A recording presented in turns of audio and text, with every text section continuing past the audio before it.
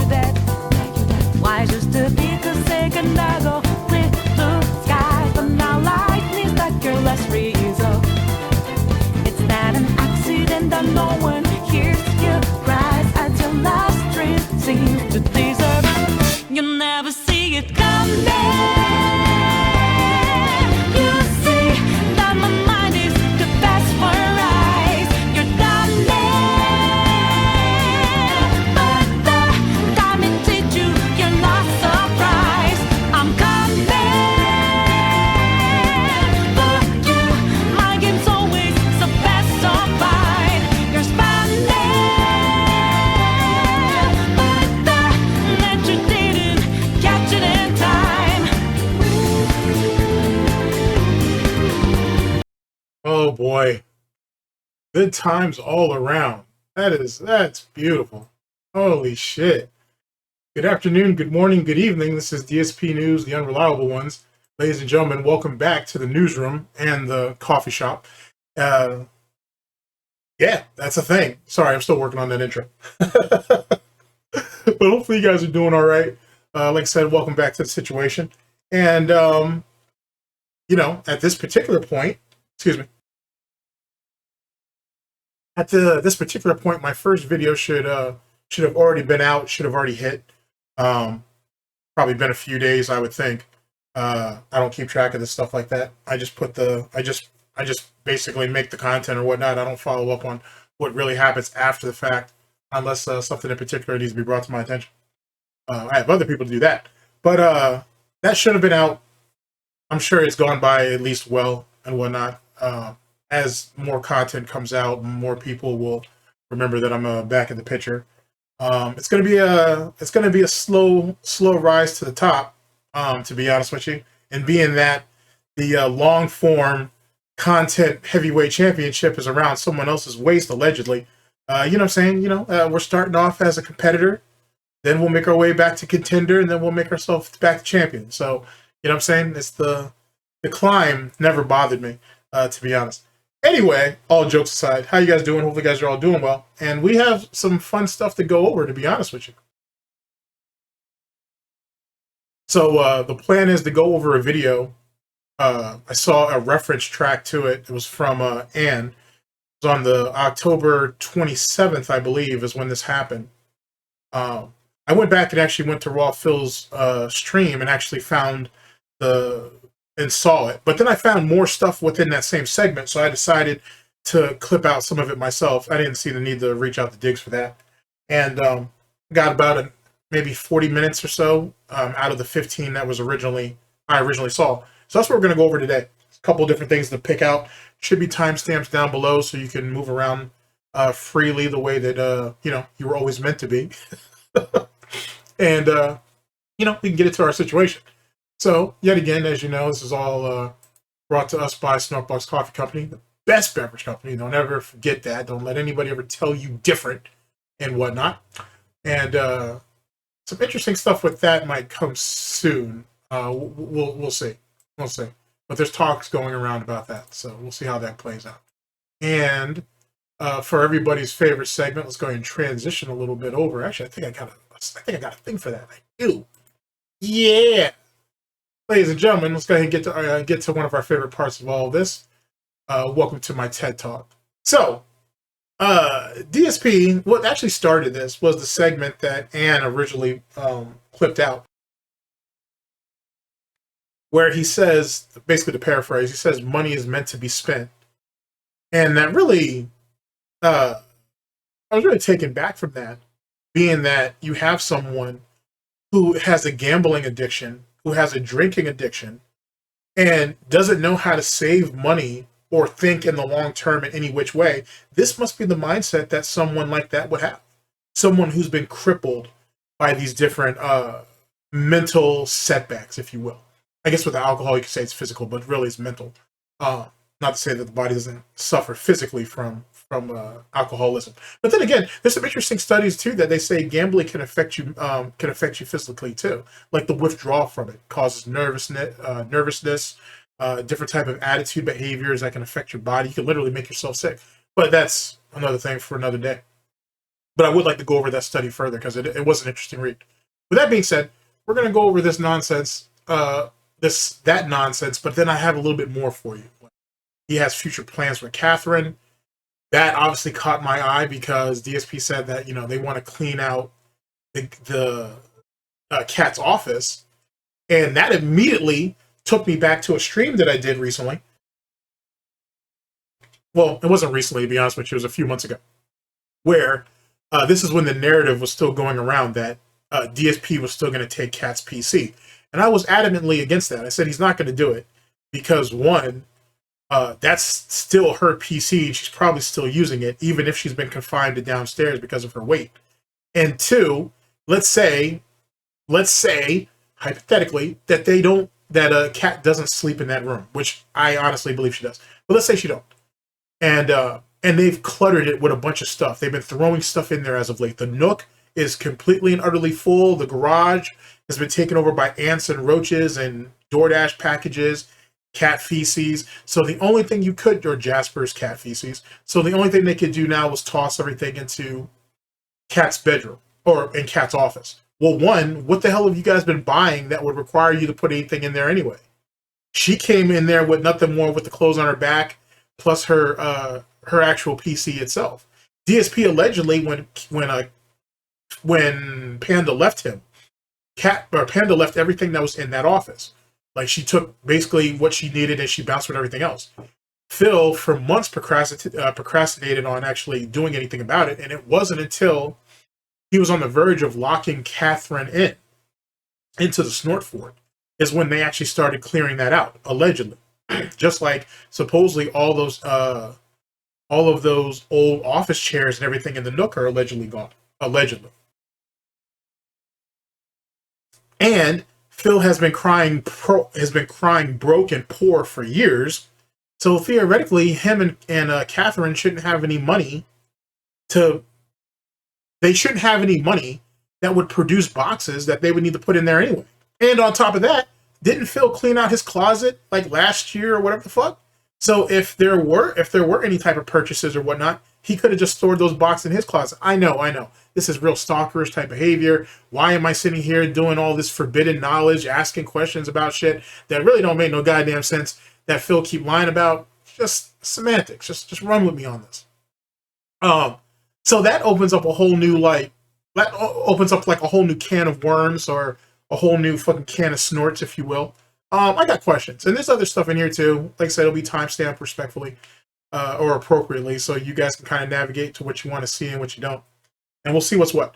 Another thing, apparently this little rebellion that a former Dent slash, well, he's still a Dent, but a former Pay Pig is doing, Void, is apparently still picking up steam. Apparently he has aligned himself with some detractor. I'm not sure. I know I'm supposed to be reporting the news, but I just don't know exactly who at the moment. But apparently his little rebellion is starting to gain legs and whatnot. I'm not necessarily saying he's the new Rob Stark or anything like that. But apparently Void's little rebellion is starting to pick up steam. We'll see where it goes. Hopefully whoever it is who has aligned themselves with Void doesn't end up double-crossing and then going back to Phil like the many dents that before him. We'll see how that plays out. We'll see how this rebellion goes. But apparently Void really is... he really wants to pick up the mantle and run with it. So we'll see what's what on that. And with that being said, thank you guys for coming to my TED Talk. And let's go ahead and transition over to our video in question, and then we can get started. So, because I don't have all this set up yet, we're just gonna do it live, basically. All right, let's mute that so there's no echo. All those months of streaming have taught me that. And let's see here. I think this should be the video. I believe. Let me hit this real fast. Here we go. All right, ladies and gentlemen. Big ups to Raw Phil and to Ann. And big ups to Ann because I saw his snippet of this, which is what really caught my interest. Big ups to Raw Phil, who actually produces the content, as well as Dark Dave Mears. Big ups to both of y'all. We're over here with Raw Phil. Let's see, October 27th of 2024, our current year of Gout, failure, and failed redemption arcs, I guess, until I think of something better. So let's go ahead and start the ball off on this, and as usual, I will step in when I feel that's appropriate. Here we go. Sarah says, you mentioned you want to have more days out with your wife. Anything planned? Well, a couple things we were actually talking about last night. We want to clean out our garage. We want to clean out her office and repurpose them so we can use them, because right now there's giant portions of them that are unused because we've never had time to do it. We do want to take time to go some places that we haven't been able to go to in a long time. Like, there's a couple places around Washington that we've gone before for like food or for shopping, and we haven't been there in years. And now having an extra day off would allow us to basically like kind of have time to do that. So we're looking at a few different things, for sure. And you know, we'll find out. You know, when we get the days off, we have to schedule them in. It's probably gonna be maybe like, you know, maybe second week of November, maybe last week of November. We'll have an extra day in there wedged in.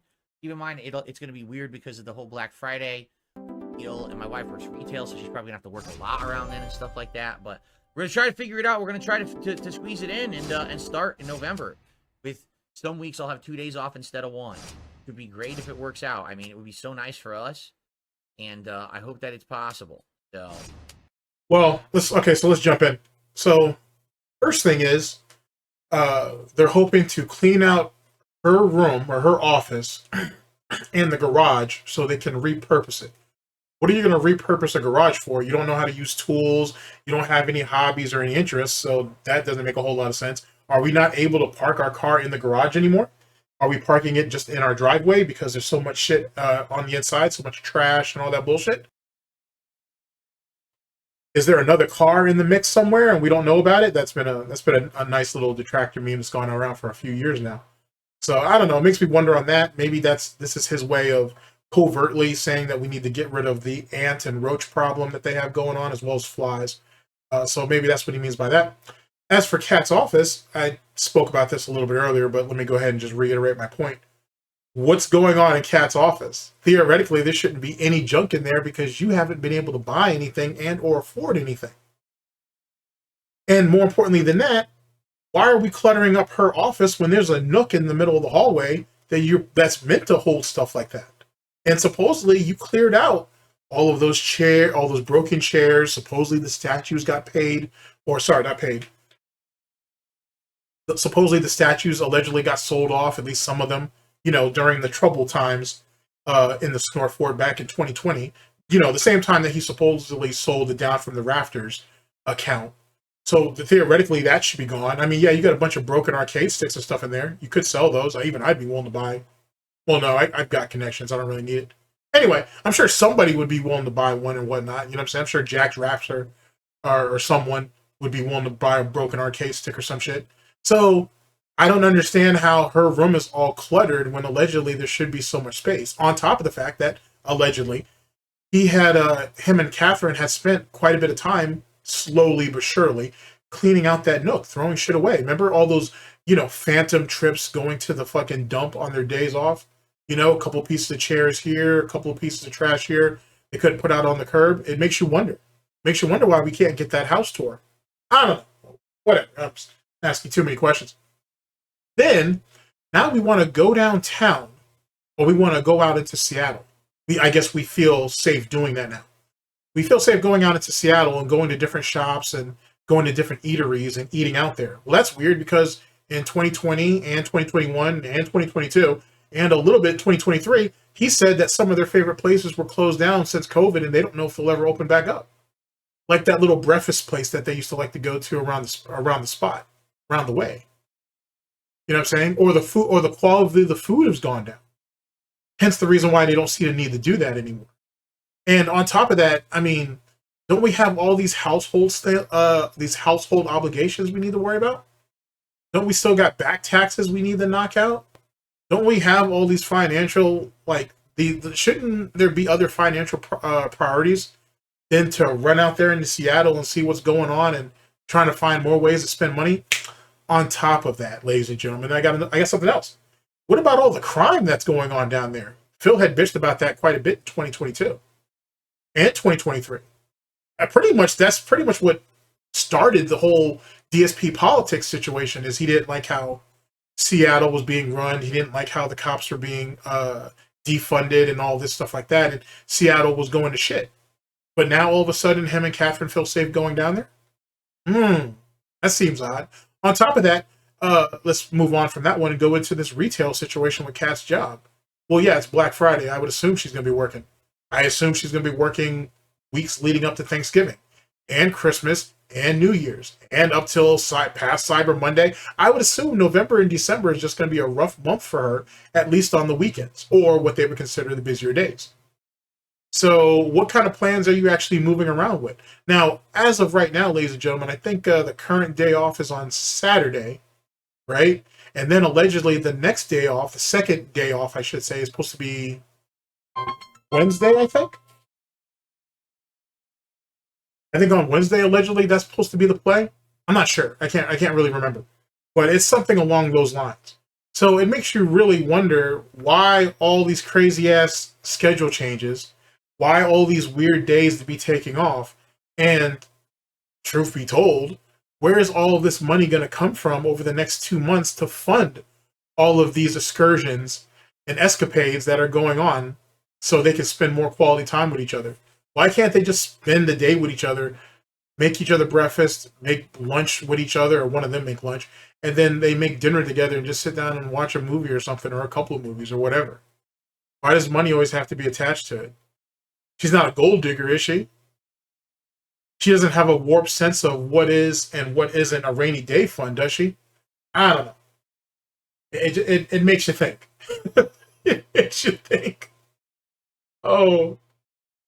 But yeah, it's basic stuff. It's not like, oh, we have giant elaborate plans. We can't. We don't have time or means for elaborate plans. It's like just trying to do stuff that we've wanted to do for a long time and haven't had the chance to do it, you know? Jade, you're here tonight. What's going on, Jade? Good to have you. Welcome to the stream. How you feeling? How you doing tonight? Hey, Michael says Shelton Benjamin now joined AEW. Well, there you go. Shelton Benjamin has left and is in AEW now. I'm not surprised to hear this.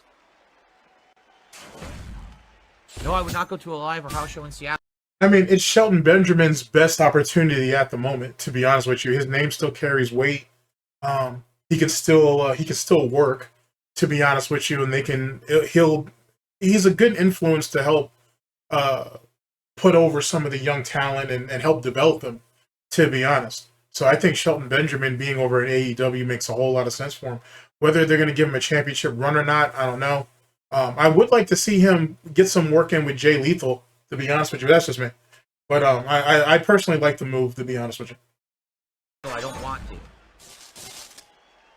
Listen, if I'm going to get back into wrestling, I'd like to ease in. Maybe watch one show a week. Maybe watch a pay-per-view or two so you can get caught up and figure out what get my bearings back. I have no desire to go to a live show and do all that stuff now. And the reason why for that, by the way, is because he can't figure out a way to monetize it. That's literally what it comes down to. If let's say hypothetically, this whole concept of a PPP DSP wrestling show thing was to be a thing, then you would see DSP be willing to go out there and do those things, because then he has a reason to monetize it.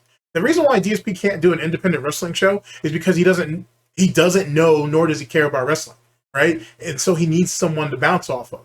You know what I mean? It's literally why Wings' fucking personal streams are trash. But when he's up there on LoCal Live, he's digestible, kinda, if you don't mind mild incongestion. Wings needs someone to bounce off of. Whether a troll or whether someone on his side or whatever, he needs someone to bounce off of. DSP is no different. He needs someone to bounce off of when it comes to subjects that he's not familiar with, or, well, really that he's not familiar with. And that's really what that comes down to in wrestling. Even like his old wrestling knowledge or whatever could be blown out of the water of someone who only spent like a month or two really watching it, if they really get into it. Not doing it to just spite DSP, but really getting into the product, into the content. So that's what it comes down to there. He doesn't want to do it. And then he don't want to make any predictions that'll make him look stupid, which is another thing. And it really just comes down to him being paranoid. Initially, I was going to say it's him being gun shy, but it's not. It's really just him being paranoid. He doesn't want to be wrong. You know what I'm saying? So he would rather give you no answer whatsoever than to actually put himself out there and then take what comes with it. And it's what happens when you're a bitch and you don't know how to handle criticism.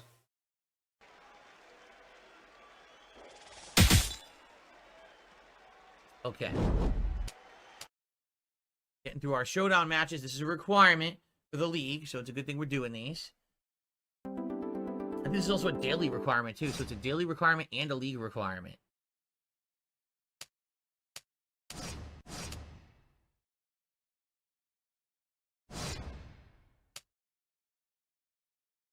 Oh, let's see here. King Crimson says the Motor City Machine Guns have won the WWE Tag Team titles on SmackDown. It looks like Triple H is pushing them all the way and is making them the best tag team in WWE. Cool. They were, at one point, they were absolutely amazing back in the day in Impact, right?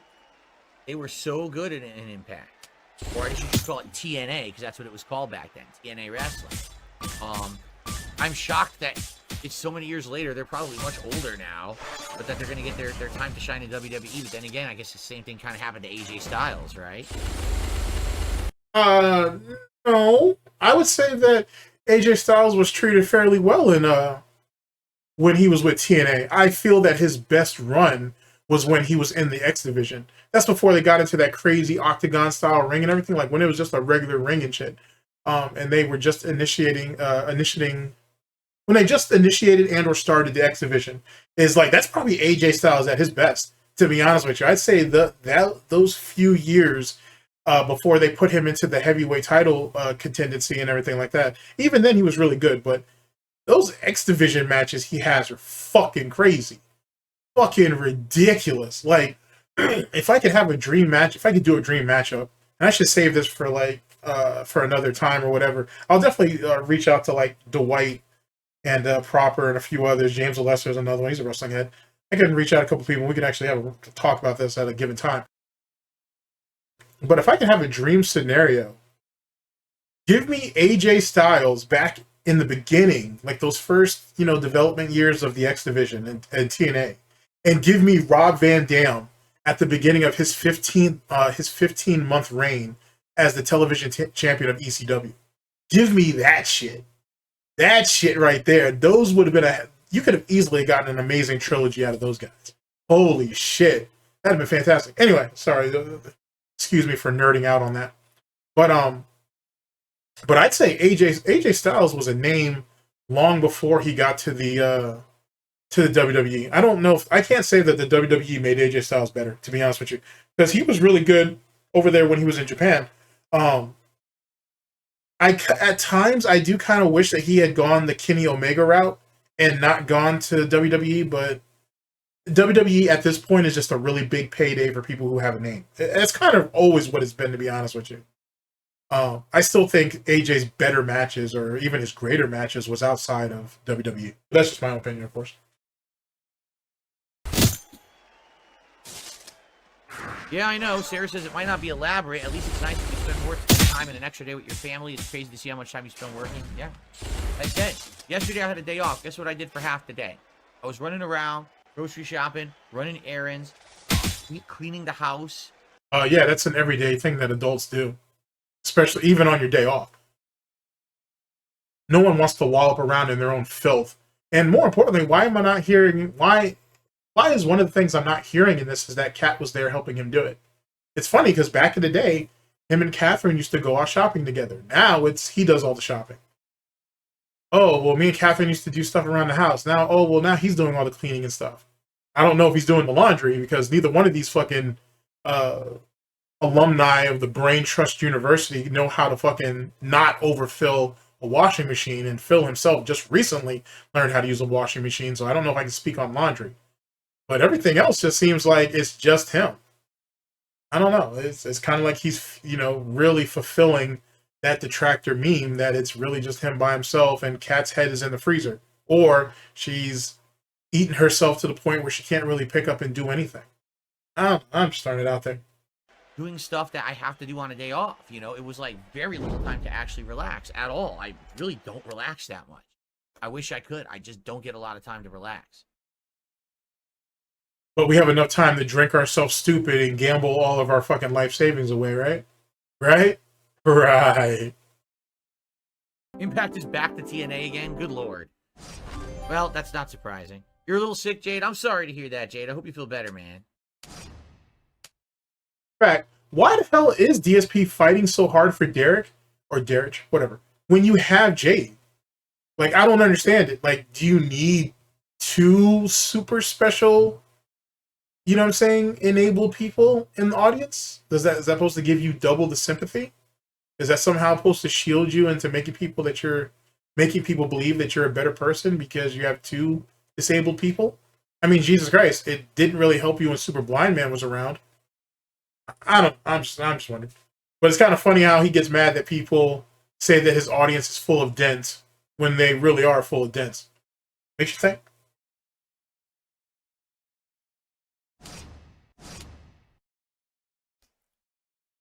What game do I think is a good example of gameplay being more important than visuals, says Still Splinter. Oh, man. So many games these days, a lot of the indie games that are great, right, don't necessarily have groundbreaking visuals anymore. They're not going for that. They're going for a game that has a hook or an appeal of a gameplay loop that you really want to play, right? Most indie games today, any of these viral indie games, really are just... It's about gameplay and not really visuals. And really, when you think about visuals, you think about AAA, right? That's the studios that are really able to push the boundaries because maybe they have the means. Maybe they have an exclusive graphical engine, you know? Look at Capcom. Capcom has their RE engine. The thing's amazing, really. But other companies don't have that, right? Even licensing the Unreal Engine, there's limitations to it. I mean, that could be said for anything, but that's still a pretty good non-answer. Like, a pretty good example of a word salad that really led nowhere, but semantics. What do I think of the game Dishonored? I liked Dishonored 1 quite a bit.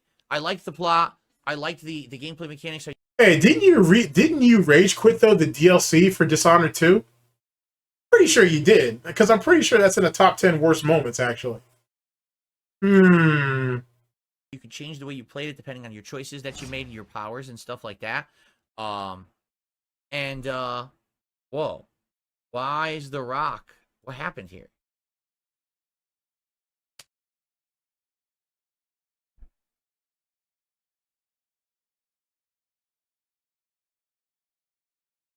They're forcing me to use...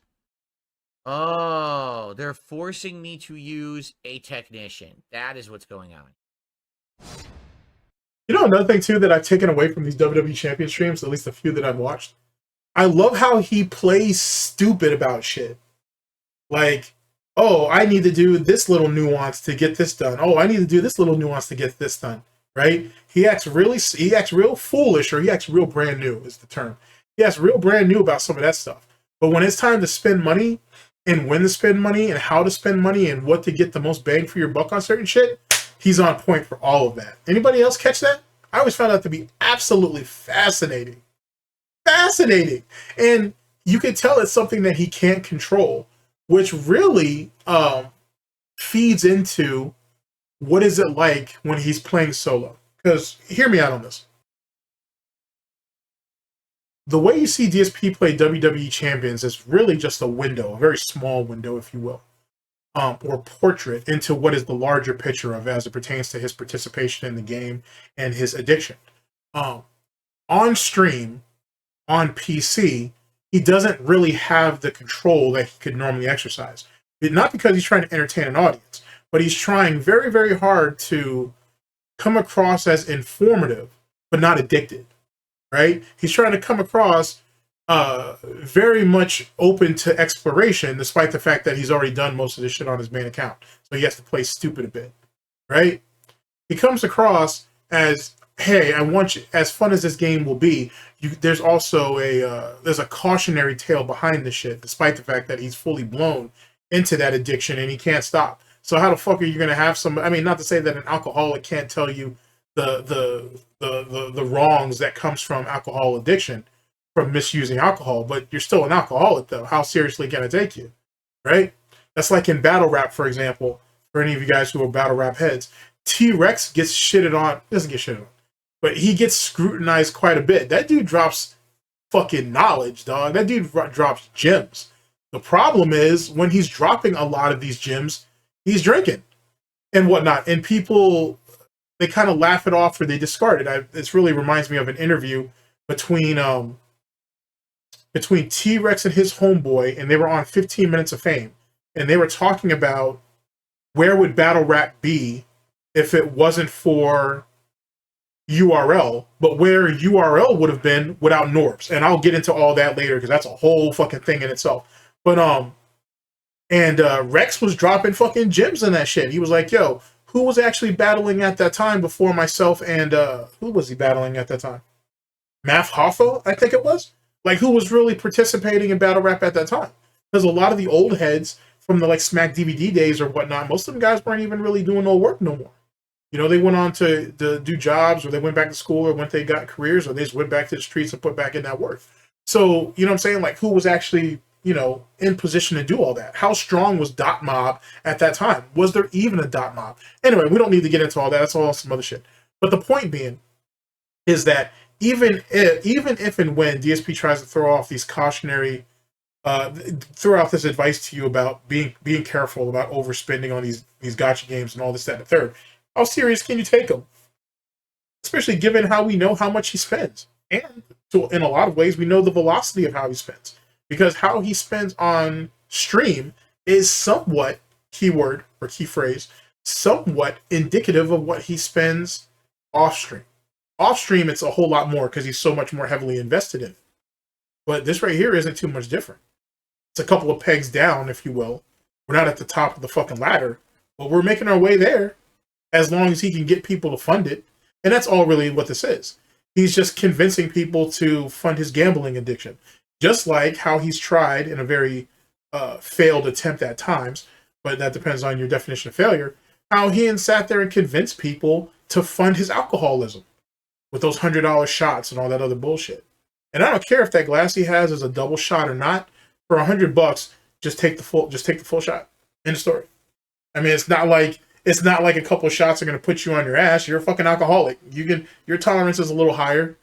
So let's not act like, you know, this is going to really set you back. It's not. Those dirty rats. Who are they to tell me who I have to use? I don't know if I'll win this. We'll find out. What's funny is WWE acknowledged them as former Impact World Champions, even though WWE never acknowledges other world title wins. It sounds like they're changing it, right? It sounds like WWE is becoming way more in line with modern day stuff, and they kind of get what's going on. Probably because Vince is no longer in charge, right? I mean, probably, but then it comes back to when when Vince destroyed the territories anyway. Not giving the competition any shine was a bad move from the get-go. to be honest with you, because now you're making it seem like nothing else exists out of WWE, which is what Vince always wanted. But clearly that was a mistake if you look at it in the long run. Despite how financially beneficial it was with the alleged tax scam when they went public, when the stock scam, I'm sorry, when the WWE went public, and now obviously they're part of like KO something, which is or is it TKO something? It's that alliance between them and WWE and UFC and all that nonsense, as well as other ventures or whatever. Despite all of that, if Vince didn't try to bury everybody and just let everybody kind of exist, I think not just it's not a sport anymore, it's a product, but sports entertainment, if you will, could have still fostered and still grown for everybody. Obviously, WWE would have been at the top of the heap, but there would have been so many places that the WWE could have drawn from, you know, not just Smoky Mountain, not just some of these other developmental territories, but they could have been so many places they could have pulled from. But more importantly, some of these dudes who get injured, some of these dudes who get released from contracts, there would have been other places they could have gone to get their names up and get themselves hot again, so they could go ahead and come back for another run. And that's Vince's problem. He never really, because actually DSP has this problem too. Neither one of them could really see in the long term. I'm not saying Vince probably has a bit more, better vision, tunnel vision or not, but still, he made a lot of mistakes that ended up hurting him later on down the line. That's what I'm saying.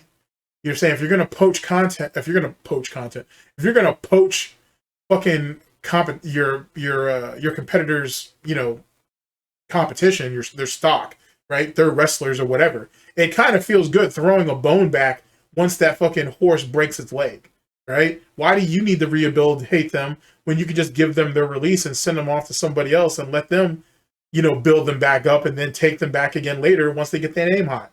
I'm just saying that right there is good long-term thinking, and it has very little overhead. But semantics, I'm saying all this shit in hindsight, but you know what I'm saying? This is something that, like the greats, like Jim Cornette, has been preaching for fucking years, decades even. That's neither here nor there. Let Sammy in, says Jay. Right now I can't actually, Jade. I'm forced to use the rock.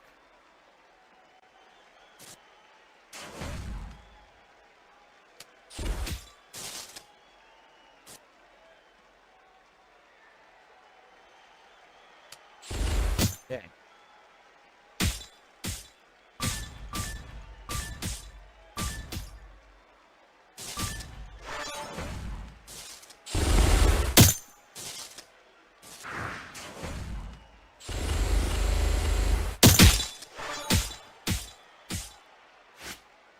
Nice damage there. Holy crud, that did a ridiculous amount of damage. Very nice. Now, as boring as this is, and it is boring as fuck, someone, anybody, give me a reason why this idiot didn't do this years ago. He literally could have streamed this shit years ago and cut himself out a nice little niche, especially when he was on Twitch, where there are people who play WWE Champions or WWE Supercard. All what? So you could hold on to your dirty little addiction because you didn't want the detractors to be right? We have to sit there and defend our gambling addiction. We have to defend pedophiles. We have to do all this dumb shit just to prove detractors to prove detractors wrong. Just imagine what kind of petty, pathetic existence that is. Say enough is enough. Too many people have issue with this guy. Ban him. Sure. Okay, that would solve that problem. However, the big picture that no one's looking at. Let's solve that problem then. Okay, but listen.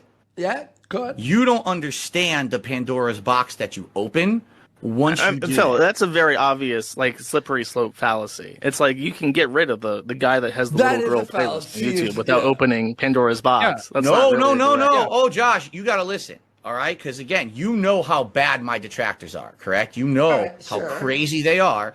The only reason that we even know anything about this person is because my detractors went to all of his personal socials and dug into them deep. But he's a pedophile. But they got him. They got him deep. Okay, now hold on. I know. Listen. Yeah. I'm not disputing what you guys are saying, but please let me finish what I'm saying. For sure. All right.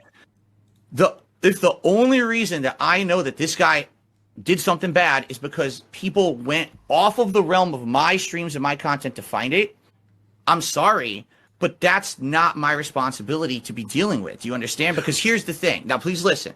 If I ban Derek right now, I call him Derek because that's what I thought his name was. I guess it actually is Darish or whatever. But if I ban Derek right now, here's what will happen. Because here's what Josh just said about Kiwi Farms. If he deletes my thread on Kiwi Farms right now, the detractors go somewhere else to do something worse, correct? If I ban Derek right now, the detractors won because they say, look what we did. We researched a guy who no one would have known he had anything wrong with him by just watching Phil's streams. For the record, Derek has never once talked about any of this malicious activity on my stream. He knows better than that. He doesn't bring that shit. That's his personal life or whatever, right? So he does not do that on my streams. If I ban him, guess what happens? The detractors say, we got the response we wanted. We'll finally ban him. If I may, We're on to the next. I have a very personal, like, because there's a very comparable story to this.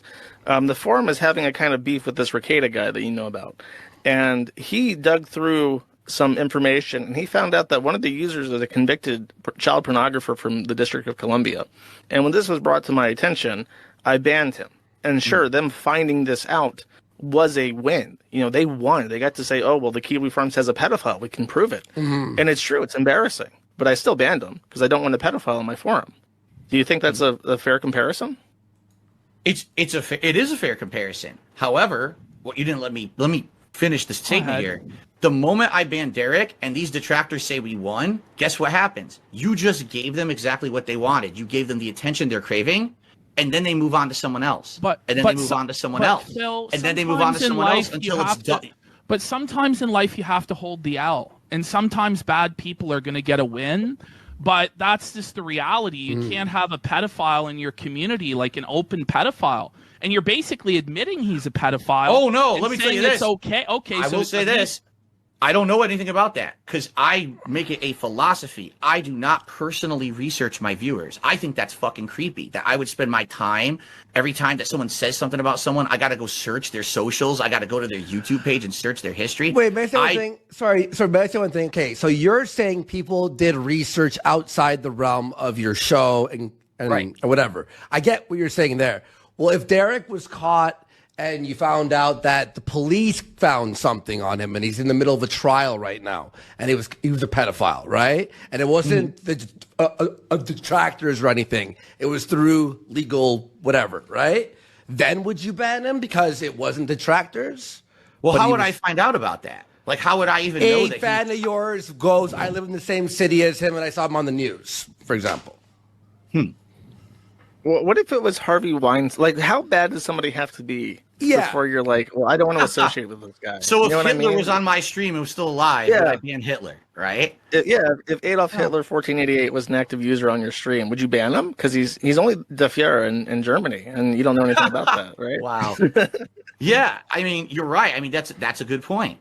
But I totally understand what you're saying. I do. Let me tell you, I've gotten a lot of shit over this. And here's the funny part. What the fuck does this have to do with me? It's not even anything I've done or ever. I got to take shit because someone got dirt on a viewer of mine who talks a lot in chat or whatever. And again, the other things you've been told are not true. He's not a moderator. He doesn't regularly make any content for me. He's had one tier maker that I made. That's it. Like, that's literally the extent of that. And then he talks a lot. So if he does have playlists of little girls on his channel, he's creeping on little girls. Do you disavow that behavior? Oh, absolutely, I do. Absolutely, So you disavow Derek then? Yeah, I don't condone any of that. But at the same time, I'm not going to go out of my way to find out who everyone is or what they do outside of the realm of my stream. We're bringing it to you. Me and Josh have both looked at it as of yesterday, saw that it was foul and disgusting, and now we're bringing it to you.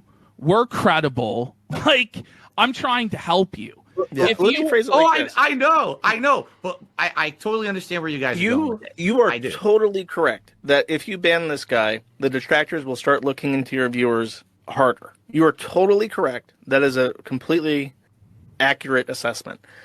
But wouldn't you still not want this guy to be in your community or your audience and openly known as this guy? Because if I'll swing it the other way. If you, it's a no-win situation. That's correct. If you don't ban him, if you ban him, then the detractors will look into your other viewers, and you're completely accurate about that. But if you don't ban him, if you do nothing, then they will just continue to bring this up with, an accurate line from the point A to point B, and it will always be there, and it will always haunt you, and people will always ask, well, why the fuck doesn't he just ban this guy if he knows about it? Mm-hmm. It's a no-win situation. I agree. You're right. But I think that one option is better than the other. So to answer that, at least in my experience, and I'm 42 years old. I don't know how old you are, Josh, but I'm 42 years old. I've learned in my 42 years on this planet that I would much rather deal with the devil I know than the devil I don't.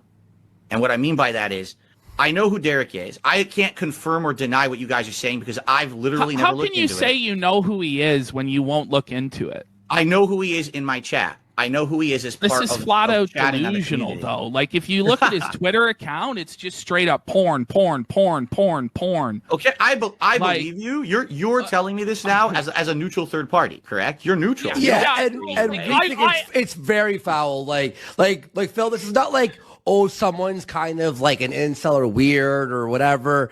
And three playlists. This is like hundreds of videos of just little girls doing innocuous things. It's genuinely fucking creepy. Well, if this is what you guys are telling me, then yeah, I'm going to ban him. Let's go. Yeah, honestly, hold on. The devil. That was the devil I knew. You understand? Yeah. So I can deal with that. I know how to deal with this guy. He talks a lot in the chat and whatever, and it's annoying to certain people. And I got to hear people talk about what he does in his personal life. But now when I ban him, now I got to deal with the devil I don't know. What's the next person who's now going to get harassed by my detractors? And I don't want this to be like Phil's viewer hunt. I understand that, but I think regardless of what you do, your viewers are going to get harassed. And they're still going after your other viewers, dude. This happened before. Like, that you have to hide away an interest that you could make money on because you don't want a group of people to mock you over it. You're making money. Who cares? Whatever. Semantics. I just thought I'd bring it up.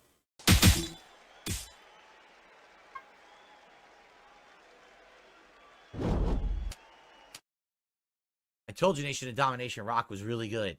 That pull we got last time, that's going to be one of our go-to guys moving forward for sure, dude. All right.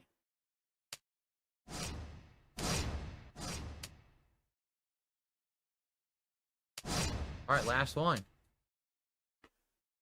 All right, guys. Well, we are roughly 20 minutes into the stream, and we've got $6 of support. Now, you know how it works. When we hit the support goal, I do a mega pull. That basically powers the rest of the stream. Because if I end up getting a good character, it means we can use that character then in the tours, in the special event where they're being used. And tonight is no exception. Tonight, if we pull LA Knight, Zombie LA Knight then, we'll actually be able to do some special stuff. But we need... So let me get this straight. So you need to hit the King's Coffers or whatever the fucking the stream goal is, which is 150. Then he has to do a mega pool, which is what, $100, but then plus tax it's like 110 or some shit, or 107, whatever it is. So let's say it's like 110. Let's say it's 105, whatever. So he only walks away with like $40 to $5 in profit. And then you've got this going on here. Where is the payoff on stream theoretically outside of the donation that was given to you to actually make the mega pool? And then you're not going to make any money off of this shit on YouTube as it pertains to ad revenue. So like, where does this balance out? Like, you guys, excuse me, like, where is the balance in all of this shit really? Like, he can't even try to play the narrative of I'm spending money to make money, because he's not really making any money. Yeah, he'll have more than what he did when he initially started, and that does progress the account forward, but there is no actual payoff per se though. Like, you know what I'm saying? Like, if you really put it into perspective. Like, even if he was making 200, like, even if he was pulling $200, let's say, instead of 100, it's still, he's still at a deficit. Well, he's definitely at a deficit at 200, because then the 150 would have to actually be $300. That's the only way he would actually profit off of it. And even then, he's only walking away with like $80 or $90 profit. Yes, it progresses the account, but there is no like external like payoff outside of like that $80 or $90. I don't know. Let me think about that further. But like, if you really break all this shit down, like he can't ever say this is to spend money. It's spending money to make money because he's still not producing anything, and he's still begging for the money to get the polls. It's not like people are doing it because of general interest. They're doing it because he begged them to do it. Buy in and support. Obviously, we don't want 38 streams to end tonight. 38 streams of a streak of support. We want it to continue. We want to get that going all week long so we can do a fun Katsu Burger goal at the end of the week. So please, guys, consider supporting tonight if you can. All right? And let's get it going. Remember, Oh, yeah. I remember the story about that Tatsu Burger. First off, there's plenty of cities and there's plenty of states that have plenty of cities that make Tatsu Burgers. Tatsu Burgers are new. 2, he says the particular place that he's going to, or he wants to order from or whatever, they used to have a SpongeBob burger, but they just ended it. How does that make sense that they would end the SpongeBob burger meal or combo or whatever before Halloween? Like, what would that, like, you know what I'm saying? Like, how does that exactly make sense? And this is something, it's not like they're licensing it or anything. It's just a name, right? That they're doing in their own little personal shop or whatever the case may be. So there'd be no reason for them to have to take it off or be forced to take it off, if you will. So that whole story in itself don't make sense. And it's funny that he's still trying to make up / discourage people / reinforce that he made the right decision with skipping the Krabby Patty meal and going with the Addams Family one, when realistically he ripped them off. He used the hype from the Krabby Patty meal, and then he pulled a bait and switch on them. Just like he did back in the day with the Mario Sunshine Spyro the Dragon situation. For those of you who know your lore, you know. Same concept, same depth and style. When truth be told, the idiot could have done both. If he had came through on the Krabby Patty shit, DSP tries it, then people would have had faith in him. I mean, they're dead, so they're going to have faith in him regardless. But they would have had faith in him to do and they would have gone along with the Addams Family one. Then he could have done whatever after that. Then he could have done whatever after that. But because he bait and switched them in the beginning, because he wanted to get in control of the situation, he never really wanted to do it. But it was the only thing that was being supported, so he went along with it. By doing that, people lost faith in him. And then other idiots had to pick up the slack and throw the money out. So he literally screwed himself over so he can make the bare minimum, instead of maximizing and making as much as he could by just being true to your word. But truth be told, DSP, being true to form, chose to rip people off instead of being honest. And then spends weeks later crying and complaining about, you guys didn't really want that. The Addams Family one was the better deal. I bought everything off the menu that had to deal with the Addams Family, that was Addams Family themed. So what more do you want? What happened was, asshole, is everything that was quote unquote part of the, that was Addams Family adjacent on the Burger King menu was already wrapped up in a meal. The actual Addams Family meal was the Wednesday burger, the Morticia fucking shake, the Gomez Churro fries, which are fire, by the way, and the onion rings, which was supposed to be fucking themed or whatever, but whatever. The point being is all of that was a meal. But if you go back and listen to it, DSP makes it sound like he bought each and every individual item to turn it into a meal. And it wasn't like Burger King was already packaging it that way. That shit definitely got me annoyed. That got me annoyed because he made it seem like he spent more money and he exerted himself financially more than he really did. I mean, maybe that's just me and I'm petty, so that's that's the reason why I pointed that out. But I was very annoyed when he did that. Sunday night, sadly, we did not hit the goal and there was no pull, and it really sucked. Now, there was a Hail Mary tip at the last minute of someone, and then I hit the goal. But there's no guarantee that's happening tonight. In fact, I don't really see anyone in a tipping mood tonight. So if you're here to support, please consider it. And, let's get that rolling for now. And wait a second. Is this the same guy who has told us that if we don't hit the tip, well, not we, but if he doesn't hit the fucking contribution goal or tip goal or whatever, every once in a while, it's not a big deal. But if it starts to happen more and more frequently, it's something to be concerned about. It's like what I said in one of the previous broadcasts recently, that he's desperate to try to meet and or beat the vest streak, which is 276. Well, actually, It's 73. That's when the vet streak originally died. And then it died a second time at 273. Even though, in theory, if I'm here to nitpick, that's what I do. It's died a couple of times in between that. But semantics. Semantics. Gage says, Triple H show now, not Vince. Yeah, Triple H runs pretty much everything now, right? If I don't understand. And I think that's a good thing.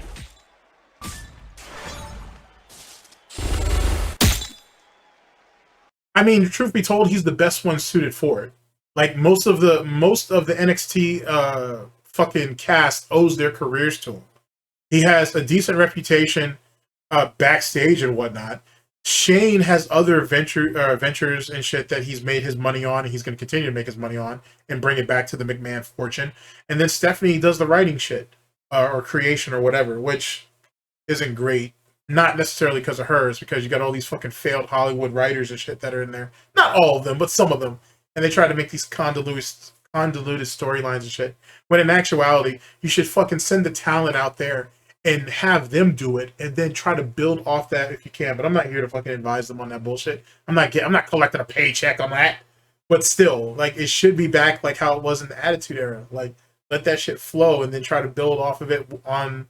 Let that shit flow naturally, and then try to build off shit for some of the guys who were fantastic in the ring, but couldn't sell it on the mic. It's the whole point of them getting writers in the first place, because you had a lot of guys who were incredibly talented, but motherfuckers couldn't talk. You know what I'm saying? And maybe and you didn't want to put all the pressure on their valets or on their managers and shit. So you know what I'm saying? You brought writers in to help some of them guys out. Anyway, whatever. For those of you who know, you know. Sofa of Chaos, no, I have no idea what you're talking about. I'm not aware of a library-themed restaurant in Las. And that's another thing, excuse me. That's another thing. How the fuck are you doing a WWE Champion stream and you're not talking about things that are WWE, or not WWE, but not things that are wrestling oriented? Like, he should have, I don't even know why I'm even helping this asshole, but this guy should have like a set of talking points or topics that are wrestling related, and that's what he should be speaking about throughout the stream. But see, he feels an idiot, and he feels that the chat should entertain him and not the other way around. And that's why he has nothing to actually help engage or stimulate thought or conversation amongst his audience. And it's one of the reasons why detractor communities are not only, most of them anyway, are healthy communities, but there's a lot of genuine communication and conversation and camaraderie there. Because there is a lot of back and forth. It's not just the detractor going to his chat and have them like stimulate and push the content, but it's the same detractors, trolls, haters, and critics that also stimulate their audience, have them thinking, getting them involved in what some of their theories or thoughts on what's going on, not just amongst DSP, but in the fucking Gouty universe or Vortex as a whole. Those right there are the strong foundations or could be built into pillars of a healthy community. But DSP don't know what that is because DSP don't have a community. It's a fucking roach nest with a bunch of fucking social rejects and shit. That's all it is. That's all it's ever going to be. Las Vegas. What the hell are you... Why would there be a library? Why is this open? Why would there be a library? Get this fucking out of here. Get the fuck out of here. Why would there be a library-themed restaurant? What does that even mean? Lady Charisma... Into a museum-themed restaurant, actually, which was kind of neat, to be honest with you. They had different foods from different, like, themed around different time periods and shit. That was kind of neat, actually. That was kind of... I gotta admit, that was a pretty cool experience. How are you? Lady Charisma says WWE and TNA are... But then again, if you're fucking filling Khet and you don't read, I guess that wouldn't... I guess a library-themed restaurant or cafe or whatever wouldn't seem enticing to you. It's all about the food, dude. In a partnership... where NXT stars show up on Impact, and TNA shows up on NXT. Yeah, I mean, that's a crazy change from old day WWE for sure, right?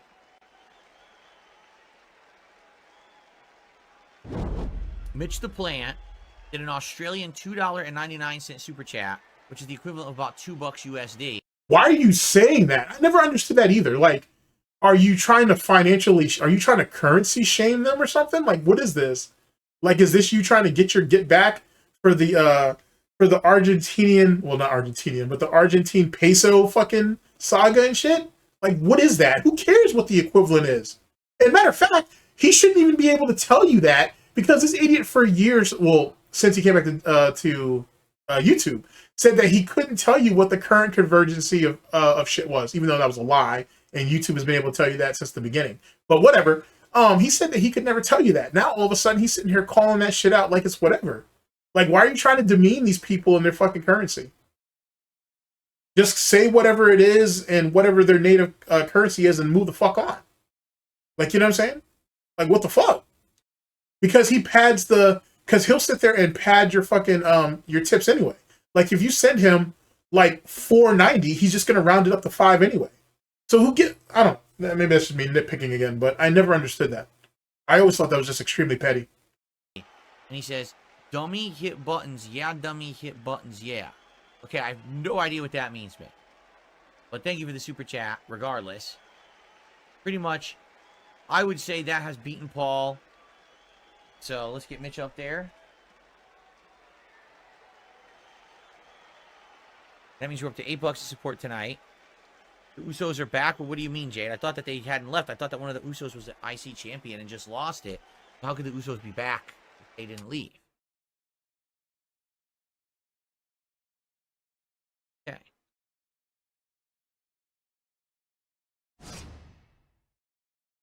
And then he's low-key kind of exposing himself that he does keep up with the product.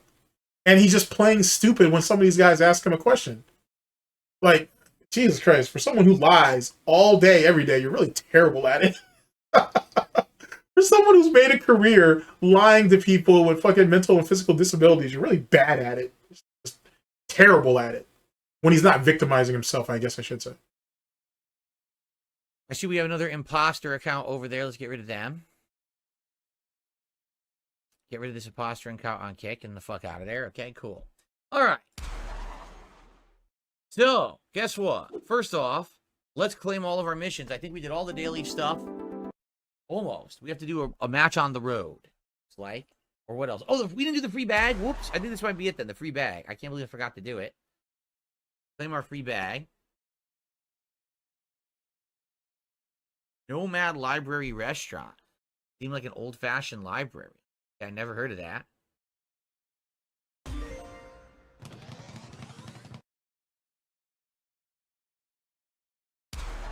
So, this should be it. Yep. So we did all that. Now with our league, we did 15 showdown victories. We can claim that. So all we need to do, 6 more days, we have to play. You know what? He should be lucky that Total Wine doesn't have like a daily, like a daily walk-in policy and shit. Like every day that you walk in, like you save 5% more than you did the day before, up to like 50% or some shit. That would actually make a fantastic idea now I think about it. It'd be like a loyalty rewards program, but it would be like require you to do it like X amount of days and consistently or concurrently, like a week or something. But it doesn't have to be every week. It has to be like twice a week or something. Like twice a month or some shit. Oh, that would be devious if you think about it. Like imagine that. Like run with me on this. Hypothetical Pignosis, our favorite game. So imagine if Total Wine had like a thing where it's like, oh hey, Mr. Brunel, right now, let's say he goes to checkout, and he's like, and the fucking cashier's like, hey, Mr. Brunel, you can get 10% off with our rewards program, but we also have this new initiative. If you come back tomorrow, no, let's say he goes over there on a Friday. No, let's say he goes over there on a Saturday. Yeah, let's say he goes over there on a Saturday.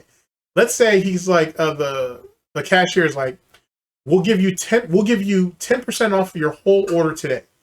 If you come back 4 consecutive days starting Monday of next week, you can pile on 5% each and every day leading up to that 4th day. So for Monday would be 5%. Monday would be 5%, Tuesday would be 10%, Wednesday would be 15%, Thursday would be 20% on any order or any purchase you have of set amount.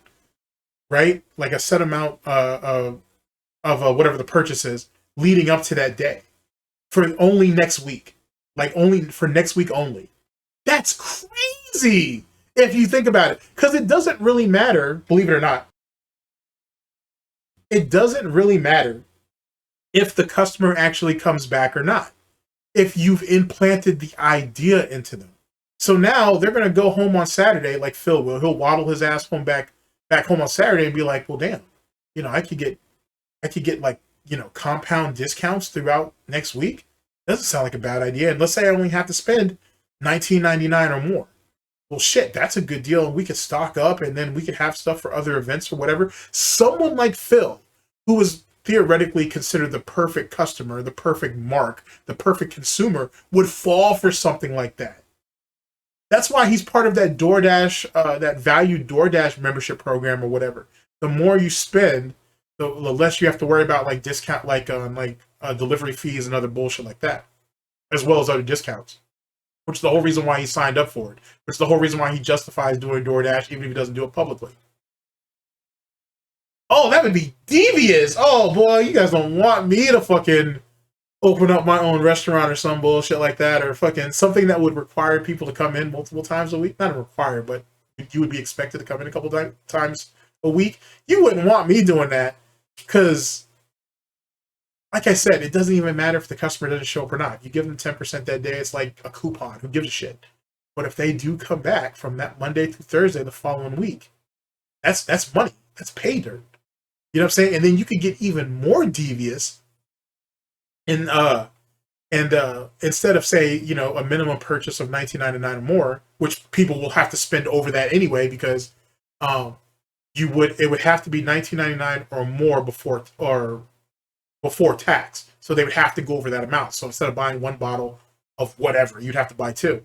But if you think about the compound discounts that would go from that Monday through Thursday situation, that would just literally incite people to just spend more, to buy more. They might buy a case of like 4 bottles or 6 bottles under that situation, just because. You know what I'm saying? And then to even sweeten the pot, on Thursday you could literally have them come in, and when they show up to checkout or whatnot, you could literally toss them a coupon for another like 20% that they could use on their next visit, which only Let me stop. Sorry, I just went on a bullshit, but god damn, dude, you can be ruthless with that shit if you really think about it. You know what I'm saying? If you really think about it, you could be absolutely ruthless with some shit like that. Oh, only if I could use this power for good. I wouldn't. I wouldn't. I would not. By the end of the month, each day, and that's going to unlock League 10. So if I do it Monday, Tuesday, Wednesday, Thursday, Friday, Saturday, if I remember to boot up this game and just do the dailies for 6 to 7 straight days, we should have League 10 unlocked so that when we start our new event in November, whatever the month-long event is, because we don't know what it's going to be, I should be able to actually get the big rewards this time. See, he's falling for it right now. He proved my point. Okay, I wish I had more patience. He literally proved my point. Oh, that's so fucking malicious. And yet it's so delicious. Oh, it's so deviously delicious. Oh boy. Just like one of this month's featured flavors here at SnortBucks Coffee Company, the best beverage company, our classic, pumpkin spice. Fantastic blend. Then you could also get our pumpkin spice with a bit of vanilla bean, which is even more fantastic. Just putting it out there. But goddamn, dude, look at him. Look at how susceptible he is to it. Fell for this shit hook, line, and sinker. Because when you initiate stuff like that and you present it in a certain type of way, you're making people feel like, holy shit, it benefits me to do it this way. You know what I'm saying? It benefits me to like come back even though I may not want to or even need to. It's beneficial to me. How can I miss it? It's FOMO type shit. You know what I'm saying? Fear of missing out. Shit like that. Why do you think they fucking tank fucking tens of millions of dollars into marketing? A bunch of stupid people out here and shit. And a bunch of people who have a bunch of compulsive behavior. I couldn't get this one. Again, because the way the game they built it is so stupidly. But I'm glad that we got that done. I think we're going to be good to go in November. We'll find out. All right, so I'm happy about that, obviously. Now we could do this. Jimmy and Jay are back as a tag team. Oh, so they've forgiven themselves and re-teamed up. I mean, what a shocking twist, right? Totally, we never thought that those two would ever get back together. I do like the sarcasm that fucking oozes out of his snout and shit, which kind of proves that he was always a fake fan. You know what I'm saying? He was only into it because John was into it. He was only into it because guys that were around them that were into it. He was never a fan of that shit. He just did it because he wanted to fit in. That's just my thoughts anyway. That's my theory. He's here.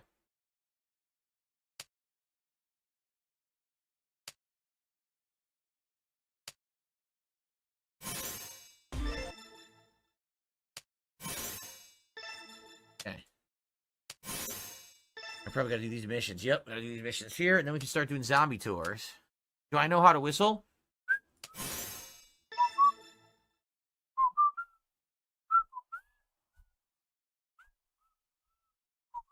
Barely. He barely knows how to whistle.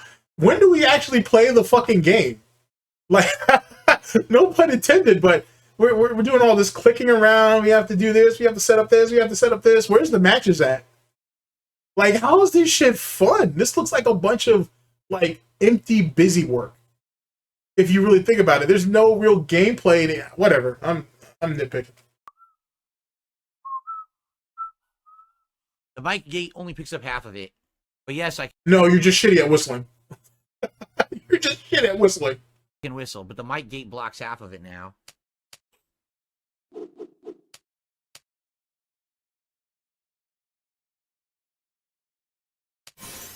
Goddamn, Cope harder. John Cena is in the game. Yes, he is. He's not a frequently used character. He was more common earlier on, but since John Cena is no longer on WWE TV, they basically don't really put him in the game anymore. That's why.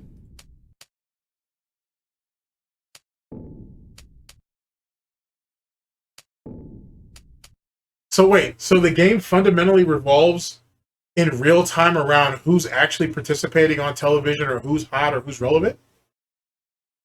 Like, does that really affect, like, each character's stats and shit? I'd have to ask TJ Gamebox about that, I guess. But goddamn, that's predatory as shit. That means if you're an actual John Cena fan, I guess you really have to grind him out or pump money in there just so you can compete with him because he's not relevant on television at the moment. That's shitty. That's shitty as hell, but predatory as fuck. Okay. Oh, okay, so all that's done. All the daily stuff is done. What we got to do now is collect the freebie stuff, and then we can finally look at the zombie event tours and see what's going on for tonight. Let's see here. I received a $2 tip from Review Fat USA. How do you think it's possible Rich is the same age as you and he looks 15 years older? Let's see. You ready? He doesn't take care of himself, which means basically unhealthy eating, horrible sleep schedule, horrible work schedule, let's be honest. That's literally you. Outside of the fact that it hasn't been proven that you dye your hair, but I'm pretty confident that you do. I'll say you don't look that much better, champ. I'm saying you look like walking pudding too. So I don't see what the point is. Like, Rich just has, he himself is just is shit. He must have gotten the leftovers from the genetic pool or whatever. Because how the fuck is your father like 30 years, 40 years your senior, and he looks like he's younger than you? Like, that's the shit that don't make no sense with Rich, amongst other things. Probably absolutely horrible mental state, correct? Like, I'll be honest, around 7-8 years ago, I looked way worse than I did today because I was feeling awful in my mind and in my soul. And today, I'm actually... In my mind? In my soul? What the fuck does that mean? Oh,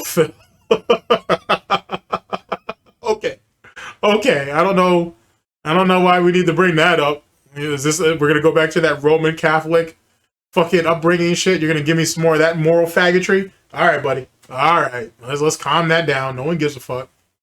Running around chasing after fucking nuns and shit. You forgot they ain't taking a vow of chastity and shit? That don't happen, except for those random nuns that come up pregnant and whatnot. It's really hard to explain how that happens. Yeah, that seems suspicious. Yeah, that seems very strange. Anyway, actually quite happy. I'm a happy guy. So because of that, I look and feel better, right? Rich is a miserable wretch. So he's feeling and looking terrible. So he's going to look, he's going to always look older. You know what I mean? Oh, I'm sorry. It wasn't capitalized. Here we go. So, I mean, there you go. It's very simple. You know, I'm not on THC all day, every day.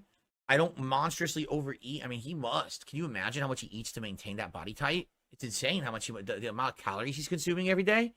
Wild. I mean, let's be frank here. The only reason why DSP isn't heavier is because, one, and I've said this before, he's been systematically starving himself. That's why he has these weird eating habits and when he eats or whatever. And two, he probably drinks more than anything. He's probably a lot like King Cobra in that he just drinks a shitload. He's just able to bounce back from it a little better than Cobra has. Because Cobra doesn't have a reason to have a filter on himself. So that's why Cobra can basically drink himself to death like that and never really put on any significant weight. But he always has some type of issue, problems and shit. He has some type of rash. He has some type of infection. He has all kinds of shit. But then again, his surroundings are shit too. Like, he lives in squalor, so it kind of makes sense why Cobra's all fucked up. Okay. Are Kat and I going to a haunted house? No. What's up, Vietnamese comrade? Good evening. How are you? So thank you, Review Fat USA, for our biggest tip of the night. Now we're up to $10 in support. Guys, the momentum ain't doing so well tonight. I'm just being honest. It's not, you know. Okay, now, would you like me to be honest with all of you? I'd like to be honest with you guys. I like doing... Well, why would you want to do that? Why can't you just treat them like Stuttering Craig and lie to them for multiple days on end? Or multiple hours on end? The fuck's the point of being honest? Even when you're honest, you're lying. What the fuck? What's the point of all this? WWE Champions, I find it fun to hang out with you guys and talk like we're doing tonight. But these streams are doing worse and worse if you haven't noticed. A week ago, we didn't hit the goal. All right? And if we continue to have nights where it looks like we're just not going to hit the goal and people want other stuff, I'll do other stuff. Listen, I'm currently juggling a ton of games. We could definitely use Champions nights as nights to do other content. I'm just being honest, you know, I'm okay with these because I like chilling with you. But if I should be playing Sonic instead, if I should be doing Life is Strange, if I should be finishing Quiet Place, if I should be doing chill streams of a different kind, like Stardew Valley, if we should be playing other different games. Why do you have so many fucking games that are running around unfinished? That's your fault. That's your fault that you're so inept and you're so consumed on playing games that you think will give you quick money, and then you have all this other shit out here on the back burner, and the longer they stay out, the longer that they're basically going to spoil and no one's going to give a fuck about them. You did that to yourself. Most of those games that he listed off should have already been finished and done with, or wage quitted, whatever the fuck. WWE Champions is like Street Fighter 6. It's something that's always going to linger around. Like, I don't know, a bunch of DoorDash boxes and shit that are left out in the garage for months on end. They're not going anywhere. But all the rest of that shit, he should be finishing those up and getting them up and out of there. Instead, he keeps them around hoping that some dent is going to show up and want to throw big money at it to watch him play that for a few weeks.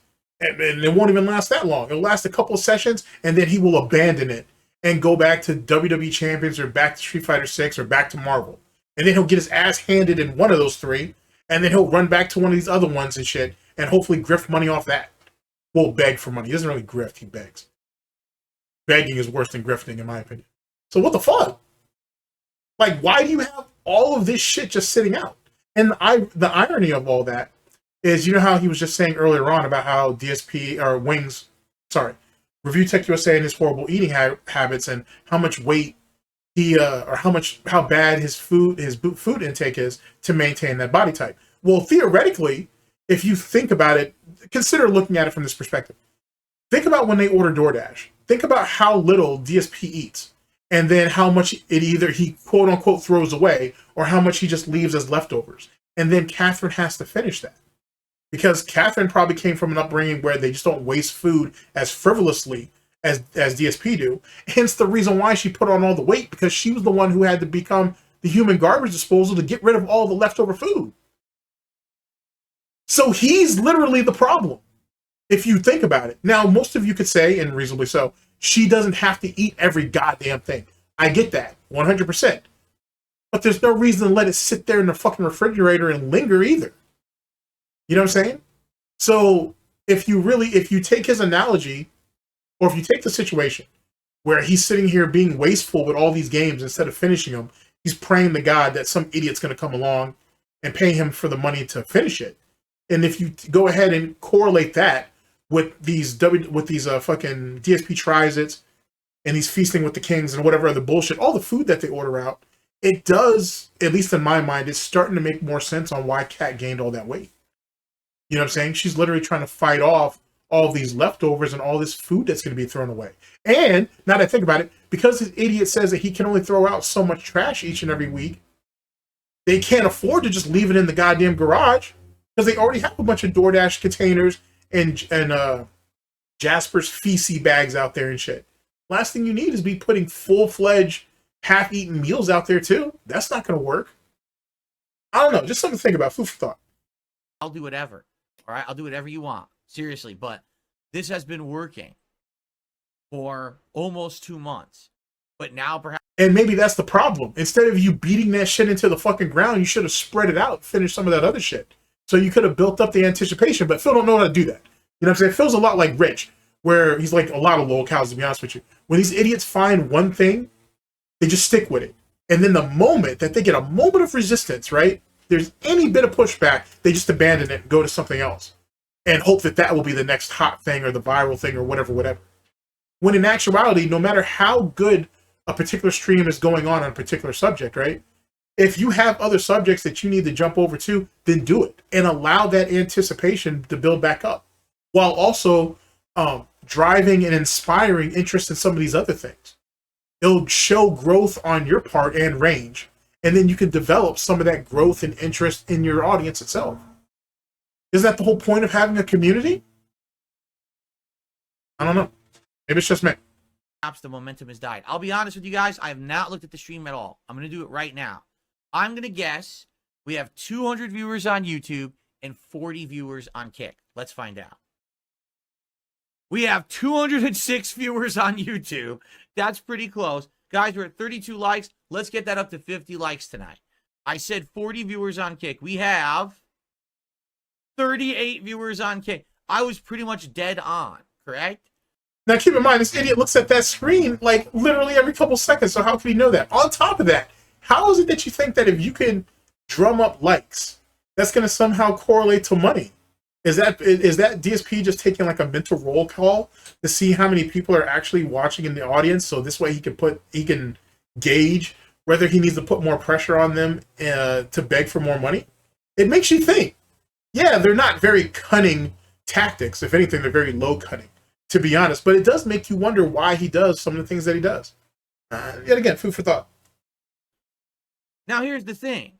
There's nothing wrong with not having giant attendance if it means that people are still enjoying and having a chill time with me. We didn't used to have tons of attendance for Stardew Valley. We didn't have tons of attendance for other games. You know what I'm saying? We didn't. But those audiences were engaged. They liked the content and they supported it. No, a few people in those audiences supported. The audience as a whole didn't? The fuck are you talking about? You still trying to fight that narrative that only a small percentage of dents are the actual fucking pay pigs and whales and shit over there? That shit's already been debunked. That shit's already been proven. Stop. Just accept it.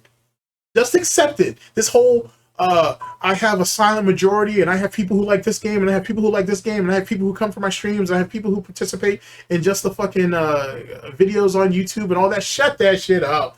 Everybody already knows it's not the case. It's the same fucking idiots supporting the shit. It was no different back when fucking OIC or Only Iced Coffee and fucking Swaggins were basically propping up the fucking vestry back in the day until that failed. They literally had complete utter control of the vestry. And when they both figured that this was a waste of their time, let it die, they did. And no one else stepped up and came through because Only Iced Coffee pretty much pushed all of them out. The only reason why he couldn't push out Swaggins is Swaggins was way too diligent and he wanted the Brightside Vikings spot so goddamn bad. That's literally the only reason. If anything, you should thank Only Iced Coffee because he was the only reason why that Swaggins kept donating.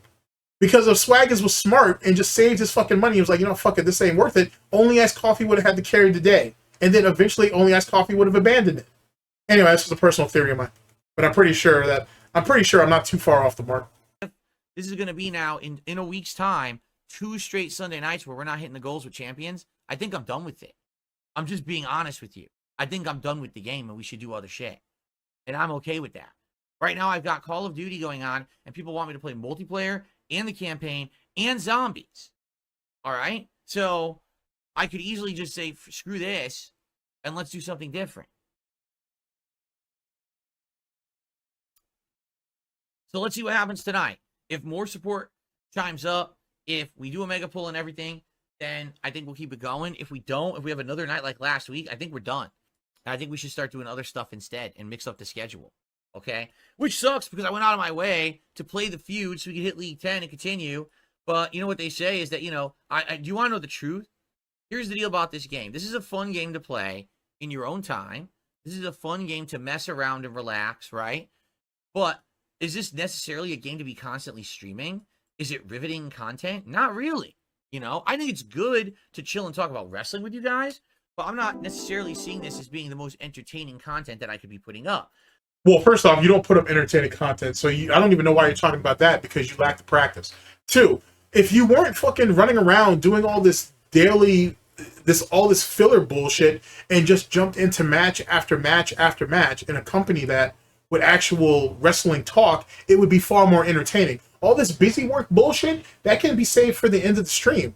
Even if that shit is time sensitive, excuse me, then do it between the first hour and second hour segments. Don't sit there and just focus on that.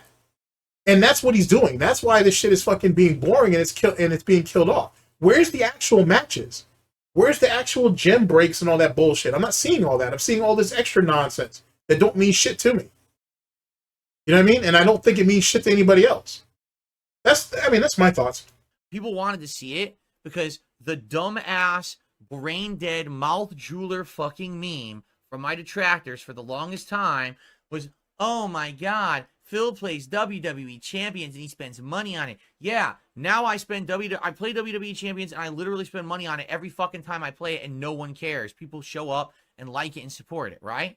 But now I've been doing it for 2 months and I'll be honest, I think the hype is dying down. I think there's not... Even if the hype is dying down, that don't mean shit because the detractors still win. Just like the situation with Derek, and you have to sit there and eat that, and your audience has to sit there and eat that. And no matter what you say or what you think, there are going to be members of your audience that in the back of their head are going to believe that, you know, there is that second count out there, or there is that original count.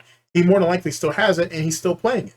Hence the reason why you seem so burnt out right here. I don't think it's the fucking mega pools. I don't even think it's the money. I think he's just burnt out because he's playing on multiple accounts and shit. And it gets old, and it probably gets tiring doing the same shit twice, if not 3 times. That's really what it comes down to. And I'm sure if it hasn't been illustrated yet, I'm sure that's a narrative that does somewhat exist in most people's minds. This shit seems boring, not just because he's not getting the money to reinforce it, but it's the fact that he's doing the same shit twice, possibly 3 times. The same events, the same challenges, has to go and make sure he meets the same daily requirements, the same fucking league requirements, the same event requirements and shit. The fuck? Like, when do we actually get to the matches and shit? Just something to think about. Not that many people who care anymore. They know that I play the game. Like, literally, have you heard anyone talking about me playing mobile games recently? No one, because no one cares. You see what I'm saying? I do. I still think you're a fucking junkie bitch. I'm going to throw this shit up in your face every given time. You can sit there and say, oh, I lied to people, but no one cares. I care that you lied to people. I'm going to still keep calling you a liar because that's what you are. You can sit there and say, oh, these fucking dumbass detractors say I have a gambling addiction because I played mobile games and now I'm on stream playing it and nobody gives a shit. So why do they keep bringing it up? I'm going to keep bringing up that you're a fucking gambling addict. I'm going to keep calling you out on this bullshit, and guess what? You're going to sit there and eat it, and you're going to be mad about it. And you're going to go into your little fucking shady bullshit little rants about it and whatever. And it's just going to be part of the cycle. It is what it is. You should have admitted to all this shit in the beginning. That's what you should have done. And people would have still remembered it and they still would have mocked you. Nothing's changed. You think that just because you've dispelled this, that detractors don't have this shit over the heads of your audience anymore. Right? That's what you think. You're tired. You were tired of your audience coming back to you saying, all these detractors are saying all this shit, Phil. You need to address it. Now that you've put it all out there, that you are a junkie fucking son of a bitch, now you think, oh, well, now I'm exonerated. Now you guys can't say nothing about it anymore. It's that and third. But you're still being mocked by detractors. And the meme is starting to become more and more frequent in your chat. Instead of you just rolling with it, because it is true, you just proving how insecure and basically embarrassed you are by it. So you didn't feed into shit. All you did is confirm something that was already a long-standing theory, which on top of that it makes people wonder, well, how many other theories that have the detractors, trolls, haters, and critics had, or narratives, that might be true too? All you did is open yourself up for a massive clusterfuck, and you'll never be able to do anything to change it. And that is hilarious. Like, it's all done with. The whole dumb thing of, oh, hating on Phil for playing, it's over. So because of that, I don't see, yeah, this doesn't work. This one doesn't work, JJ. What a sad piece of cope. Jesus Christ. Be a man and just take the L, but he can't. And that's why you have this fucking rumbling or rambling. I know a lot about rambling myself, but that's why you have this rambling segment here, because he can't accept the fact that you lost. Just take the L and deal with it. You made yourself a little bit of money, I guess. I still have to really sit back and think about it, but you made yourself a little bit of money for the sake of argument. I mean, fucking A, just deal with it. This is a one. This one doesn't work unless you have a certain subscription that I don't have. The way I see it, it's this issue is dead now, right? Like, this is like, no one brings it up. Even my detractors don't bring it up anymore because they're so fucking embarrassed. I will. Because they realize how dumb, fucking idiotic they are. I mean, morons just make up new shit now instead. That's completely ludicrous and no one pays attention to, right? You mean like how no one paid attention to the whole WWE Champions narrative until it was proven, and then you had no choice but to fucking acknowledge it? You mean like that? Just saying, because if you guys remember, if you guys know your lore, this is the same narrative he used to put out about WWE Champions back in the day, how it was untrue. People were making up lies and shit. They had all these narratives that were unbelievable and it didn't make sense and yada, yada, yada. All that nonsense. And then he had to cut, then eventually he ends up admitting to it. Then he said, he admits to it. Then he says, oh, well, I sold the account. Then he says, oh, well, they were wrong because they said that I spent this amount and I didn't actually spend it. Well, how much did you spend? Oh, well, and then he went quiet. So if you didn't spend over $100,000, how much did you spend? You won't tell us. Well, then I guess you spent the $100,000. Like, if you're going to go, you got to go all the way. If not, there ain't no such thing as halfway snort. So the way I see it, perhaps it's time to move on, but maybe I'm wrong. I mean, I like our Knights and Champions. I think these are fun. I have a good time when we're playing and we're interacting and talking about wrestling. I have a good time when we're talking about other topics. I treat this as my late night chill stream at this point. You know what I'm saying? If that's the case, then why do you want to quit so bad? I've never heard a quitter want to quit something that they actually enjoy doing. Make it make sense. So, I don't know. I just don't know. Let's see what happens tonight. But I'm telling you, if the streak ends tonight, dude, well, I'm done with this game. I mean it, too. Like, if the streak ends tonight, I'm just not going to play it anymore. Because this will be 2 weeks in a row that's happened. You know, it would have ended last week if not for that giant Hail Mary tip last minute from someone else. So, someone else? You mean that fake tip that you put in? Semantics. Let's see what happens, right? Exactly. Sarah says, all your detractors now just say you're boring and they talk about 5-year-old memes or they come up with a ridiculous conspiracy that dies within a day anyway. You're right. It's over. It's over for my detractors. Really? Not for me. Not for anybody else that I watch. I don't think it's over for SnortBucks. I don't think it's over for Mighty D. I don't think it's over for James Lesser. I don't think it's over for Agent Proper. I don't think it's over for Hate Army. I don't think it's over for Almighty Tevin. I don't think it's over for Theo. And I could go on and on. There's a lot of detractors that I watch. I don't think it's over for any of them. I think that's more cope. I don't know. Maybe we should maybe I should, we need to talk to Chio 18 and maybe we need to come up with a flavor. I don't know, like, I don't want to call it Copium 101. It sounds like a good name, though, but I don't know. Like, what kind of coffee blend would that even be? Nah, that has to be like a smoothie or something. Yeah, that needs to be a smoothie. Or it could be like a boba tea flavor, too. I need to talk to Asian GTG about that. You know, that would make a pretty good medicinal strand, too. Anyway... The point being, chat, is I need to come up with a flavor with that. I don't know. Maybe I'll have you guys put some ideas out there. We need to do that. We haven't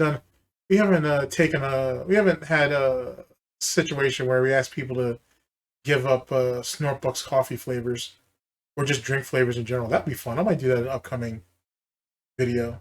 This way we can have it for December. Ooh, that'd be good. Yeah, that'd be good. Having new fall flavored ideas and names are always a good idea. Okay, anyway, let's continue. Literally, it's done. Everyone has moved on. Literally, everyone who used to bully me either is becoming the person who's now bullied like RTU, or everyone's moved on to guys like RTU. They're done with me. They don't need to waste time on me anymore. I'm not done with you, and I've been bullying RTU, so that doesn't change anything. So yeah, it is what it is. He's merely a side course on the fucking table anyway. But what the fuck? I don't need to go over there. He's already on my table. I deal with him when I'm ready. With this negative shit, and I'm very happy about this. I'm loving the positivity. I'm loving the fun we're having.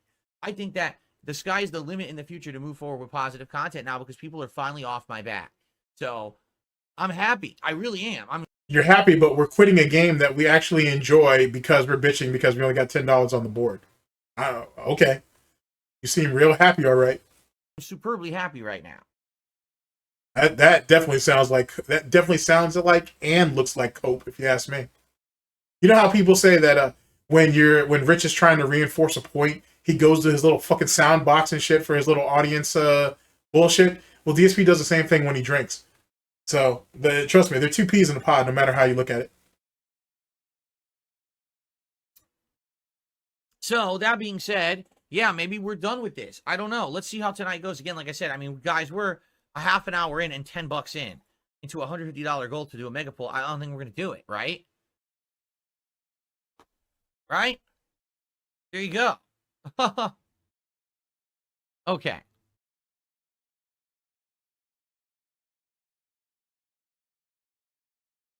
I know you love it, Jade. I think anyone who loves wrestling loves this. Because we get to talk wrestling, you get to see all these different representations of wrestling characters.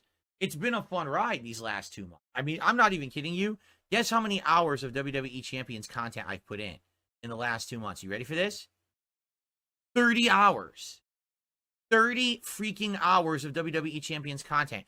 I'm putting out more content on this game than the people who are the sponsored streamers who get free shit for playing the game. I've put out... Oh, so you know about them.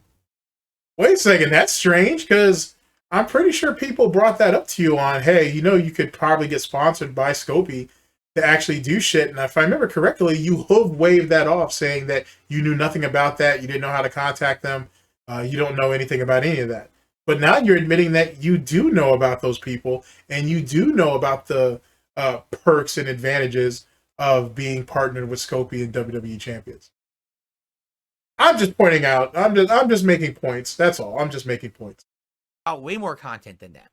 They stream like a couple times a week, maybe an hour or two. I put out 30 straight fucking hours of this. Yeah, maybe that's something called bloat, to be honest with you. And truth be told, and this could be said for most people in any community, let alone our own, quality usually beats quantity. Just saying, Phil. Especially if you can be consistent.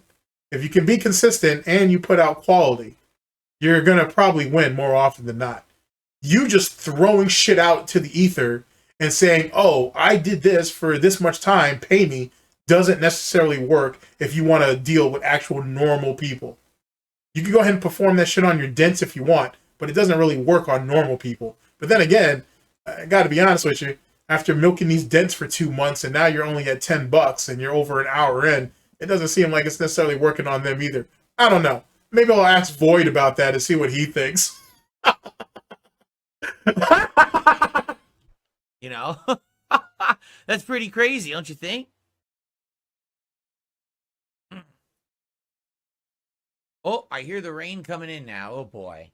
I really want the cool air, but I can't have that much rain coming in. I guess I'll keep an eye on it. It's not like pouring in my window. Okay. All right, so guys. We've done all the freebie stuff. We've done all the good stuff. Now, it's time to look at the zombie stuff, right? Like I said, when the hell do we actually get into any matches? How the fuck are you lazy and inept at a fucking mobile game? Someone make this make sense. Oh, this is trash content. Such trash. Here we are.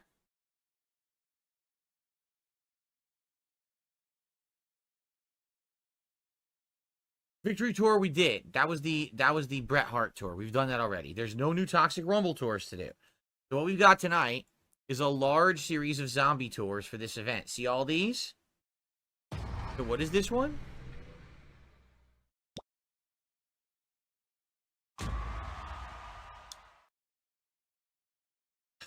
Oh, good, Bret Hart. I was going to say, man, this is going to suck because it has a bunch of characters who I don't really have leveled up, but it's Bret Hart. We can just go right to Zombie Bret Hart and do this tour. Sweet.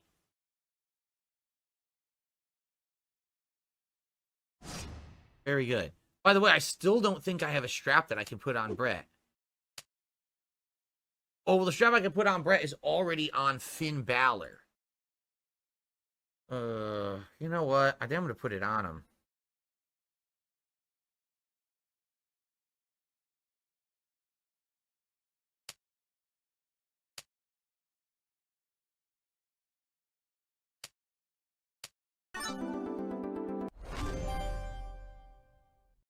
Okay, so now I should be able to put plates on this belt. What plates do is they give special abilities or buffs to a character. Do I have Fury, which is only 20% gem damage? Do I have another Fury? I do have another Fury. Wait. Like I said, I don't know jack shit about this game per se. But how the fuck have you been playing 30 hours and you only got one strap? And now you're basically having to toss it around on multiple wrestlers just so you can get through certain events. Why don't we have multiple, like, titles? The fuck have you been doing for 30 hours then? I'm just asking. Like, how the fuck you allegedly thrown 30 hours into this shit? You only have one strap. I thought he had at least a few. Meaning, you know what I'm saying? More than two. But, you know, maybe less than 5, some shit like that, or about 5. I don't know. What the fuck? What a waste. What have you been doing? 30 hours went down the drain over nothing to satisfy his gambling addiction. How pathetic. All right, so I'm going to equip these. I want him to have more gem damage. Now he has 20% gem damage buff because I did that.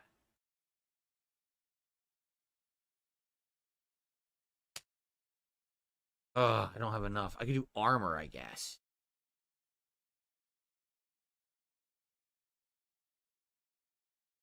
Yellow gem damage, kind of helps. We'll do an armor set. Okay, we'll do this. So he has 20% gem defense buff, and he has 20% damage buff for gems. I don't think we have any plates we want to give him. Nah, none of these plates would help him. Okay, tour time. Jade says, I'm cool with Call of Duty tonight. It's cool. No, I hear you. I know that right now people want what's hot. This game ain't hot.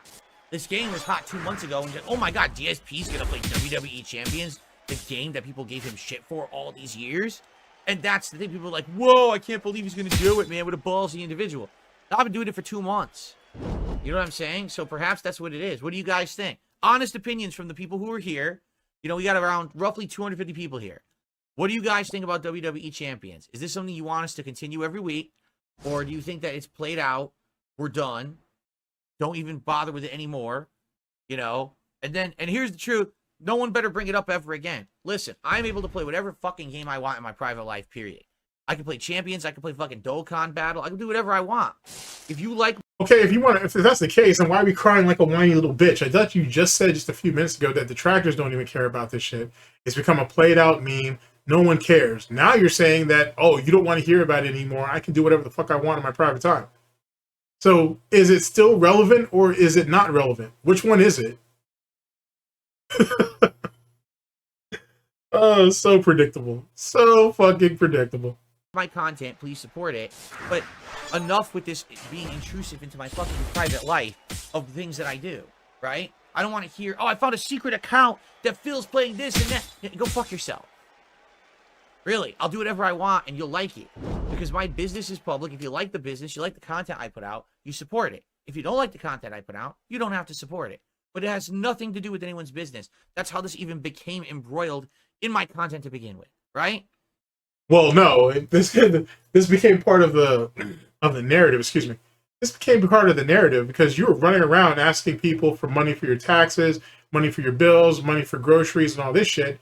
And then the people who were tracking your WWE champion spending, when you begged and you ended up getting the money for some of those things, you saw the influx of spending on your WWE champions account. That's what caused all this bullshit. It has nothing to do with whatever little fucking lazy, thought out fucking narrative you try to push out now. That was the real reason why this all happened. Whatever. So here's the thing.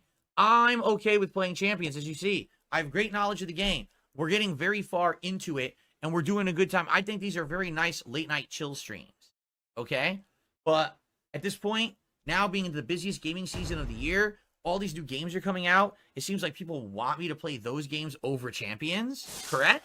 What sense does that make when you've already told us you have like 4 or 5 games on the back burner that you still haven't even finished yet? So how the fuck are you talking about playing new games while trying to justify playing this game, and you still have like 4 or 5 games on the back burner that you still need to finish? He's not a gamer. He's just a massive e-beggar that just happens to play games poorly. That's all he is. He's not a gamer. He doesn't make gaming content. He's a fucking e-beggar who just happens to play games badly. Oh my Christ. Is it played out? What do you think? If it's played out, it's played out, and we do other stuff. Seriously. If you guys are bored of this game right now, I'll fucking boot up Call of Duty. If it means you guys are going to be entertained, all right? And if you guys are going to have a good time, and you guys are going to say, hey, I would rather watch you play Call of Duty tonight, and I would support your Call of Duty stream, I would do that right now. I would switch, and we'll play for an hour and a half.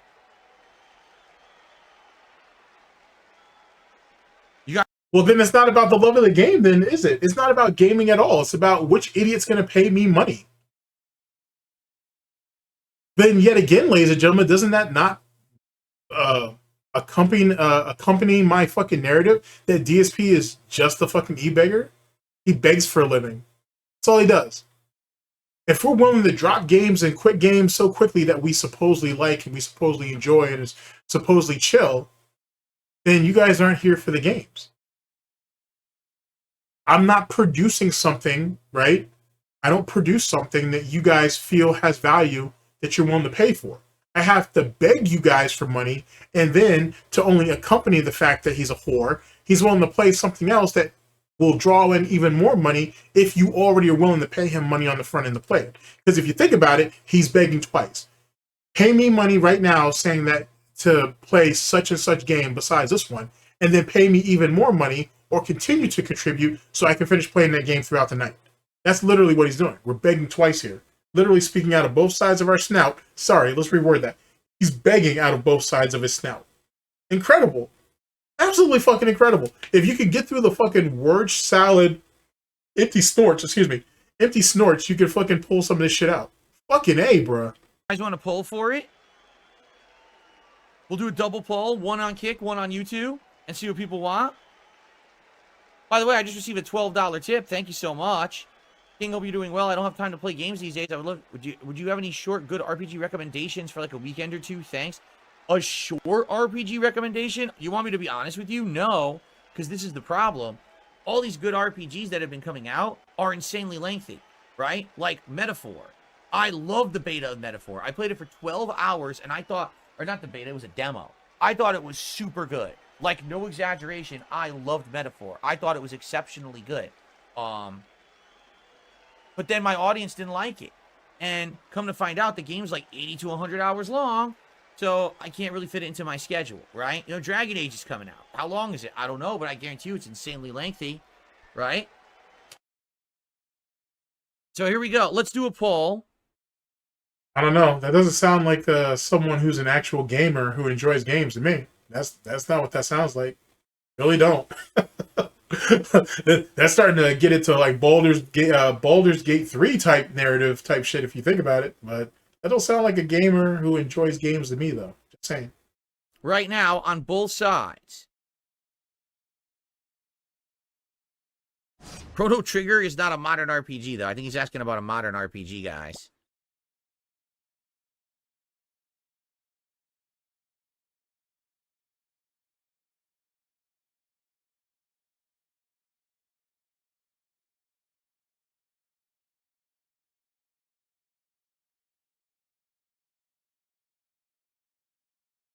I'm doing 2 polls right now. How the fuck do I do the poll over here? How do I do the poll on Kick? Why can't I find it? What a Oh, dick. we gotta type in the command of poll, don't you? There we go. What a dick.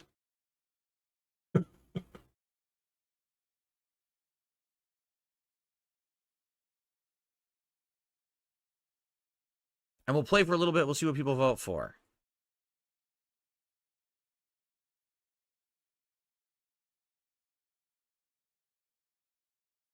All right, 2 polls are going live right now. Please vote on the polls. They're going to last 2 to 3 minutes each. I'll play a little bit more. We'll see what people vote for, and we'll go from there. Luthes did a super chat, says, do Call of Duty if you hit the goal, still do the poll. Why would I do that? If people don't like the game enough to keep playing it, why the hell would I go back and spend more money in it? Would I not be a complete moron? Right? Any plans to go back to Final Fantasy Rebirth? No, it's too late. No one would care about it if I went back to it now. So it's okay to be a junkie in private, just not in public. Okay, I guess there's some type of logic behind that I don't know. I guess. Whatever. People want me to play Metaphor. People are asking about Dragon Age. No one cares about Final Fantasy VII. Sorry. I cared about it earlier this year. Nobody else seemed to. Now, this is hilarious. I'm going to tell you why in a second.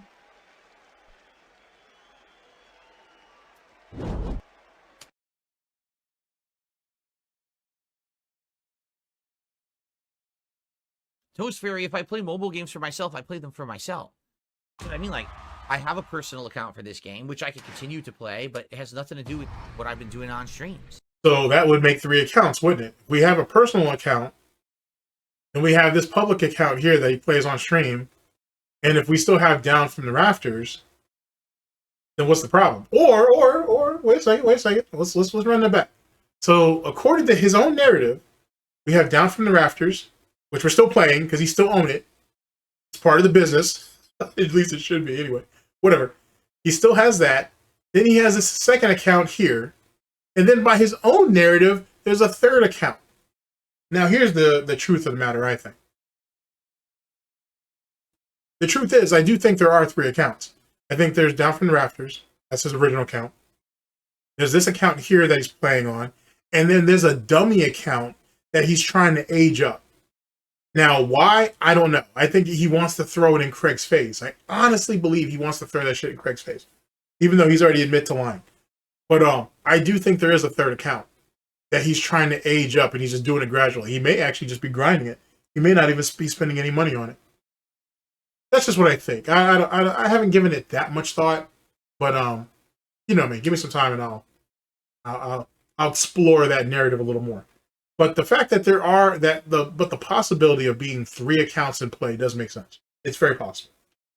Just like there's possibly 3 PayPal accounts out there. Right? Luthes, I know you care about Rebirth, but I'm saying no one cares about me playing Rebirth. That's the point I'm making here. Understand? What happened to the poll? Did the poll disappear on Kick? I didn't get rid of it. I didn't do that. It disappeared. I don't know what happened at all. I'm going to remake it. I don't know. I didn't tell it to go away that fast. It like completely disappeared. Oh, for some reason it was set up for a duration of 30 seconds. Let's set it up for a duration of 5 minutes. Oops. That definitely was not supposed to be a 30-second poll. I didn't realize that it does that. All right, here's the real poll, guys. Okay. Yikes. Sorry about that.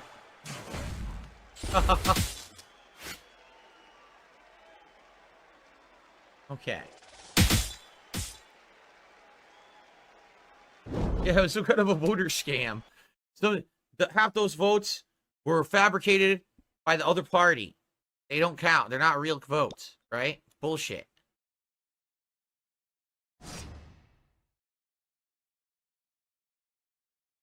Now, for the record, the vast majority of people who are sitting here in chat talking with me right now are saying to switch to Call of Duty. I just want to make this clear, all right? Because when I read you the results, you may be like, huh? But I'm telling you right now, the vast majority of people who are active chat users are saying switch to Call of Duty. Then what's the point of the fucking poll then? Just switch over to Call of Duty if that's the case. Like, what the fuck? This isn't you being diplomatic or whatever, right? It's in a democracy and fucking Goutopia and shit. Like, you can already tell he's already painting the narrative, hey, I'm going to switch to fucking Call of Duty. But he's trying to make it seem like he's being fair and he's being diplomatic about it. You're not. Just move over. You're clearly not going to get any more money off this. So just, you know what I'm saying, fuck off and go to Call of Duty and get beat up over there.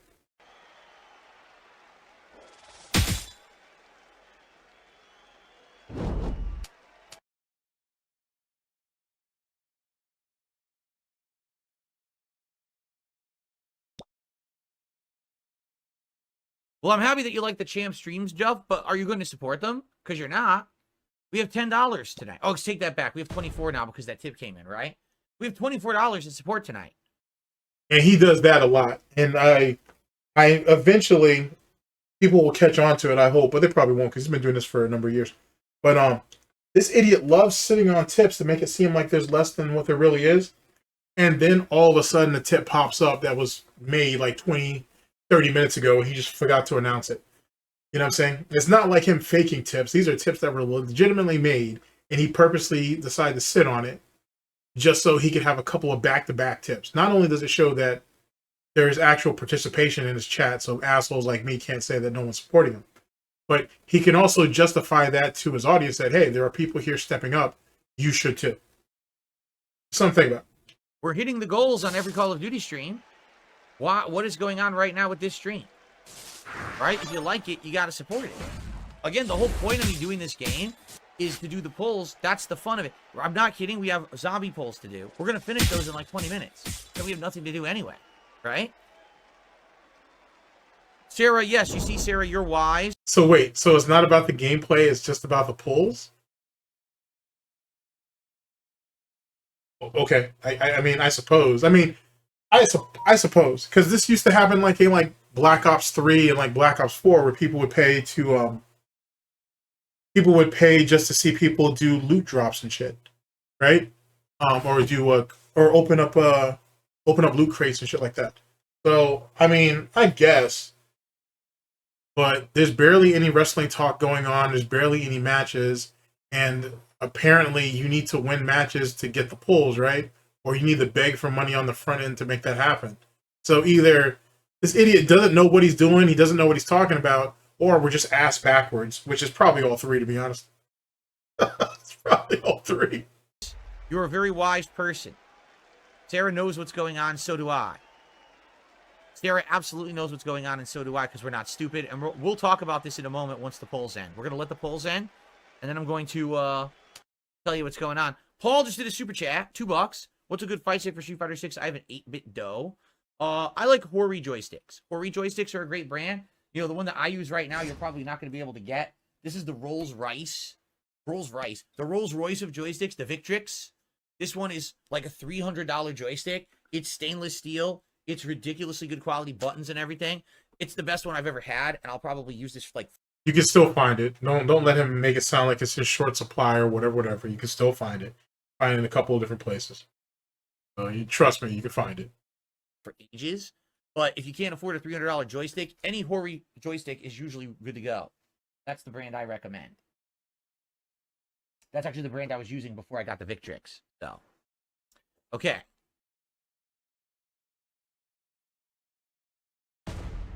And yet he's still trash at Street Fighter. What? 3 different platforms, 3 different arcade sticks, and we're still garbage. We're still trash. That's fucking fantastic. Why did you even bring that up? That must sting if you really think about it. If you're Phil Burnell, you got to think that must burn. Because the first arcade stick someone bought for him for Xbox.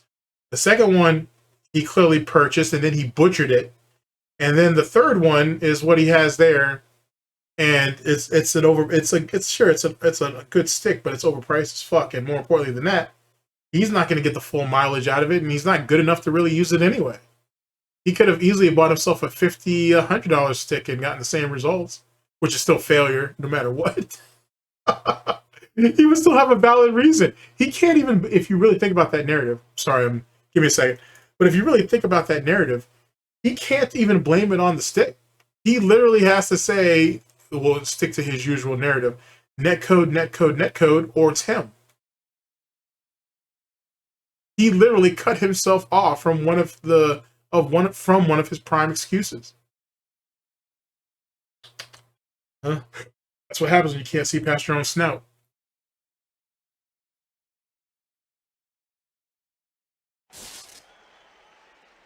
The stick on the 8-bit dough feels wanky. Yeah, because the 8-bit dough is not great quality. 8-bit dough is cheap. 8-bit dough is very cheap build.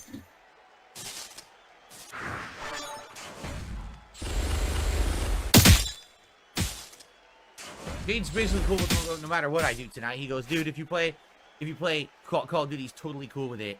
If this is done, it's all right. So there you go. It's an off-brand Sanwa stick inside the 8-bit dough. That would make sense why it's bad. That would make a lot of sense why it's bad then. Hori joysticks are quite good. Yes, I like the Hori brand, and they have many different models available.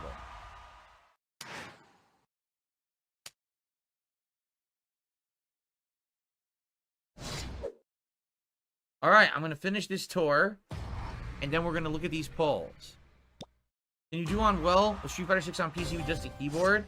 I don't know. I mean, stands to reason maybe yes, considering that people are using button-only joysticks and winning tournaments with them. I don't think you need anything too elaborate, honestly. But I don't know. Maybe keyboards aren't responsive enough. I don't know how it works. I've only played Street Fighter ever on a joystick, so...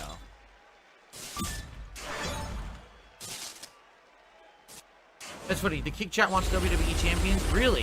Then why are there 0 subs tonight? We've literally had 0 subs on the stream. 0.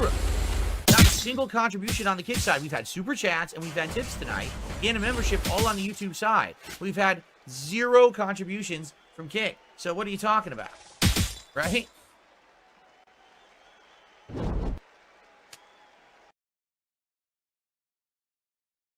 I mean, even if they were gifting memberships, it probably wouldn't matter because he would still use that as a justification to get out and play something else anyway. Even though all of the contributions, you know, go into this fucking daily coffin or daily coffers, whatever the fuck he calls it. Remember, his primary objective is still getting in tips. And $10 in tips just isn't going to cut it. No matter how many gifted memberships or super chats or gifted subs on whatever platform comes in. Just something to think about.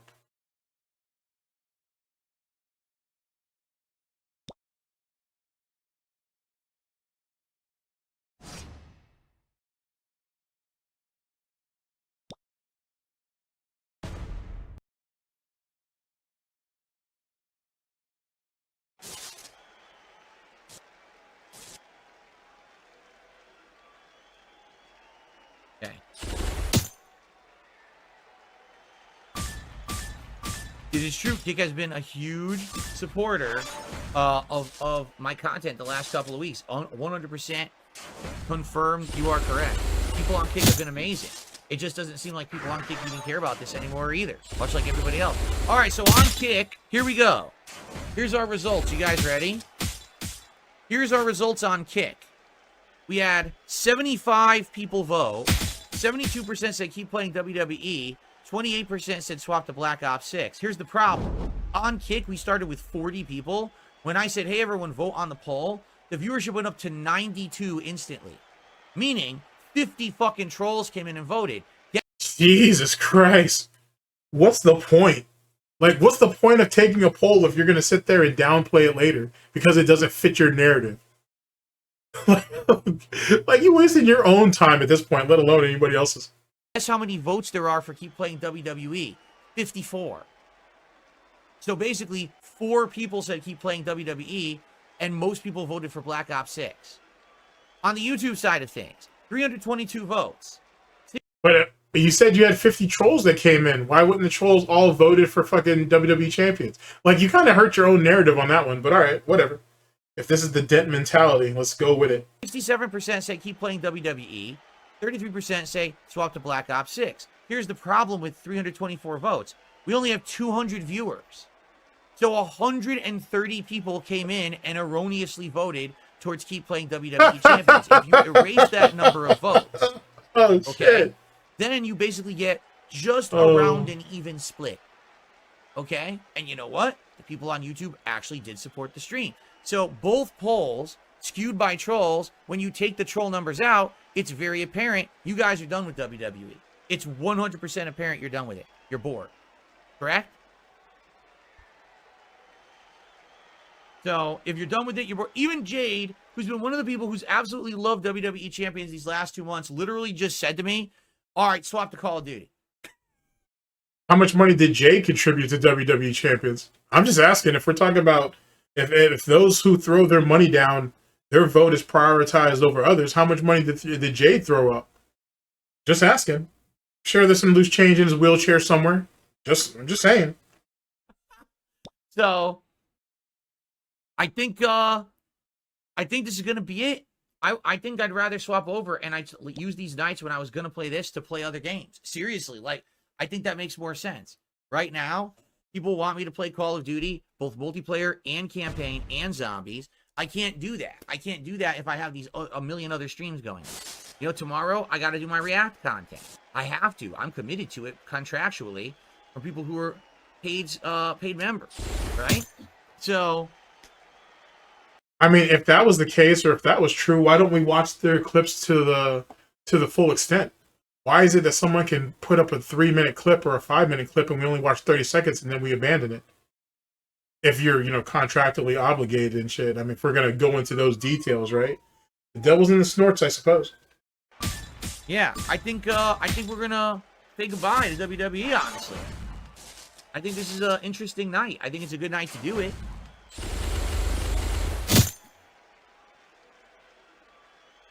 There you go. Even King Michael says, yeah, WWE has run its course. There you go. I think it makes sense to let these people who has been around for a long time and who like the content and are positive influences to weigh in, and I'm glad that you guys are. How about this? So that's what we got from longtime supporters. How about someone like Darksydephil over on Kick? Darksydephil, you are the biggest contributor of subs to the channel on Kick. Number one. Do you think that WWE Champions has run its course, and you'd like to see... I thought that was Ren. I thought Ren was like one of the top contributors when it came to the subs. I could be wrong. No. Disregard that. I'm sorry. Disregard that. more Call of Duty and new games, or do you think that we should keep going with Champions? And be honest, if you have an opinion that you think is different, I want to hear it. I want to get opinions in right now as we finish this tour. Let's see what he has to say. Excuse me.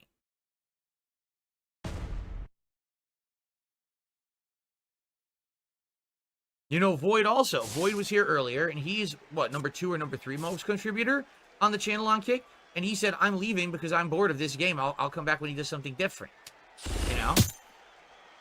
Darksydephil literally just talked like 10 seconds ago. But he's in there.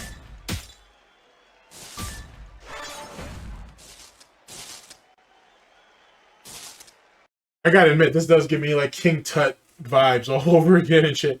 Like when DSP went full bitch and said, I'm thinking about playing Street Fighter 5 tonight because King Tut loves it when I play Street Fighter 5. Made it shit sound like it was like a negligee or something, like a nightie that he was putting on and shit before he had to perform his fucking his bitch duties for the evening or some shit. What the fuck? Oh man, Phil definitely goes out of his way to court other men. That's something. Is it your channel? I like Champions, but if I'm in a minority, you do you. So, Darksydephil actually likes WWE Champions. There you go, and I appreciate the honesty. I really do. I really do.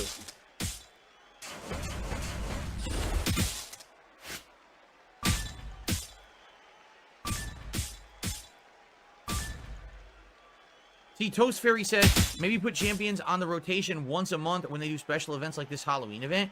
Here's the thing. In order to really participate in monthly events, you have to play the whole event. I mean it. Like, right now we have a great roster. Okay? Maybe what we do is we give it... No. I almost let that slide, but hold on a second. The only way to participate in monthly events is you have to basically compete the entire month. Okay, well, that goes a long way to justify some shit. Let me hear it again.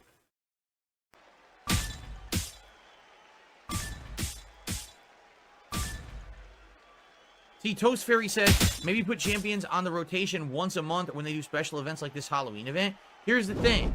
In order to really participate in monthly events, you have to play the whole event. I mean it. Like, right now we have a great roster. Okay? Maybe what we do is we give it a break, right? Maybe we give it a break and we come back to this game, I don't know, mid-November, and we give it a random shot on a night stream and we see how it does and we see if people enjoy it or not. But it's pretty obvious. It's played. I mean, dude. So wait, you're contradicting yourself. If to take advantage and be able to participate in monthly events, you have to basically play the whole month to get into said event.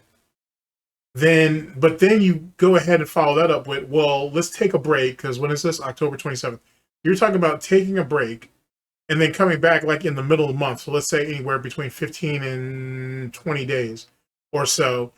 Give it a random shot, see what happens. You wouldn't, by his own logic, you wouldn't be able to to play in that monthly event for November unless you grinded it out. So he would do a test stream in November. So what? They could play the December event then? Make it make sense. So we either lied or we skewed the narrative in some way to try to present them with some type of hope that we'll come back to it in a few weeks if people are willing to open up their wallets to make it happen. But it doesn't sound completely truthful. That might be just me, though. I could be reaching. We are now about to be an hour into the stream, and we only have 26 bucks out of the goal. We're not even close to doing the mega poll. And the mega poll is like the feature of the event, right? If I don't do a mega poll, what really is the highlight of me playing this game? Right? What am I going to do? More tours. I'm going to beat more people up and click more, right? Here's what we're going to do for the rest of the night. We're going to try to do all these different tours. See, there's 1, 2, 3. There's only 5 tours left. That's actually it. There's 5 tours left, and there's nothing else to do tonight. I'm not even kidding. Unless we pull and we get a character, there's nothing else to do in the game tonight. We're actually done. Do you see my point? That's how the game is built. Well, then why are we dragging out all these matches? We should have gotten this done a while ago. These matches only last like 30 seconds anyway. What the fuck you stalling for? Just finish the goddamn matches. So, I mean, based on the feedback I'm seeing, based on the support we're getting, based on the amount of people who are showing up, if you haven't noticed how much there's been a big dip in attendance. When I was playing Champions, I was getting over 400 viewers on YouTube. The first week when Oh, the stalling is fucking ridiculous. Just get this shit over with already with these matches. The fuck? we did Champions on Kick, I had over 100 viewers. Now we're not retaining. Basically, it's fizzled out, right? So maybe this is what we do. Maybe we give it a break. Maybe, so I was going to do this Wednesday night. Let's not.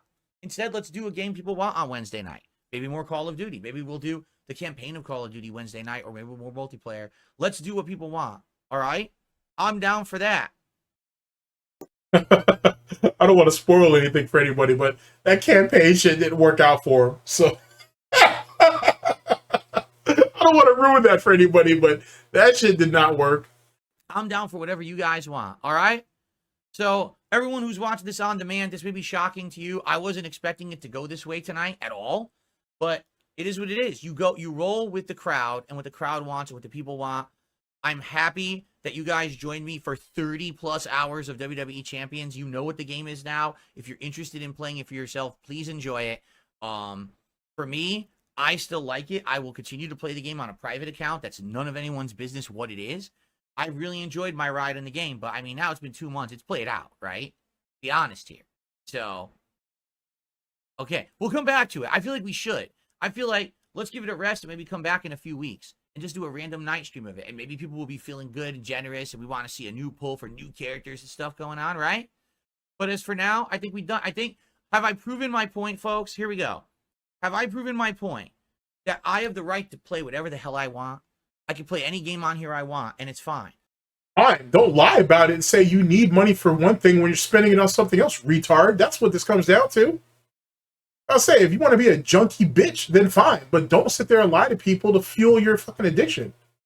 That's what it comes down to. I can spend money on whatever I want, and it's fine. Now, admittedly, years ago, when I was in a bad financial situation and going through a bankruptcy, and I was playing this game and spending money on it, that was awful decision-making, correct? But things have changed. No, things ain't changed for shit. You lied to people back then when you did that. So how do they know that you're not lying now? Make it make sense. See, this is what happens, Phil, when no one trusts you. This is why people like you, Wings, Boogie, Review Tech USA, that's the reason why people like to look at you all like jokes. Because you guys have no credibility. Because none of you guys have any integrity. You guys are all pathological liars. You're just the worst out of all of them. Well, yeah, you definitely have to be in.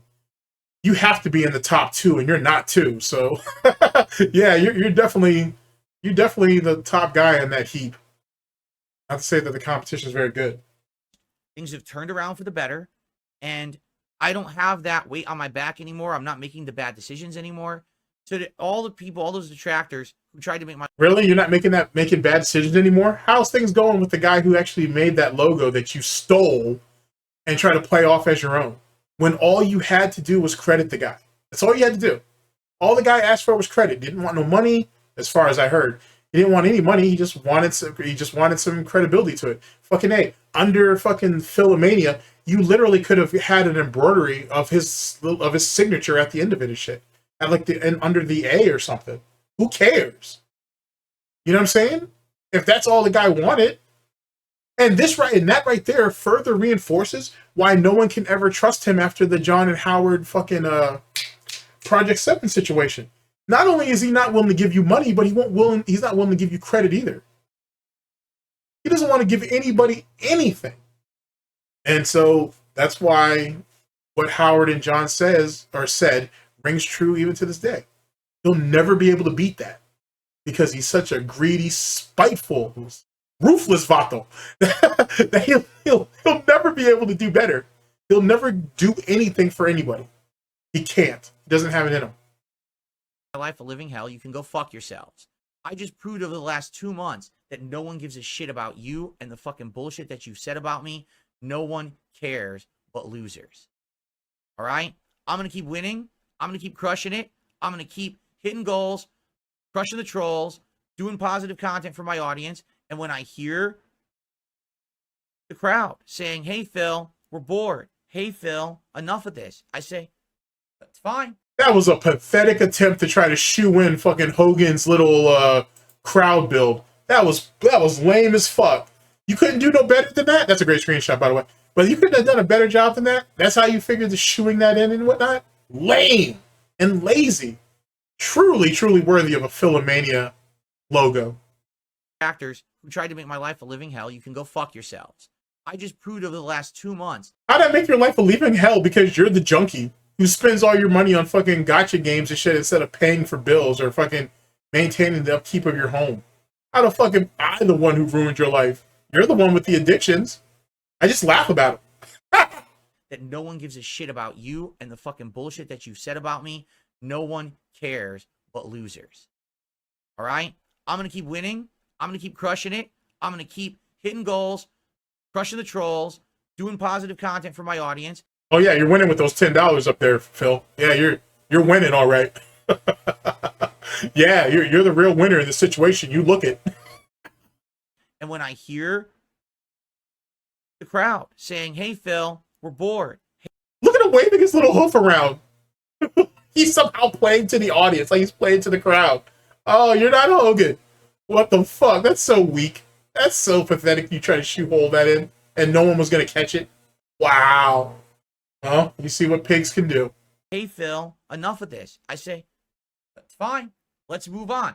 Philomania runs wild whether or not it's actually in WWE Champions. Do you understand that?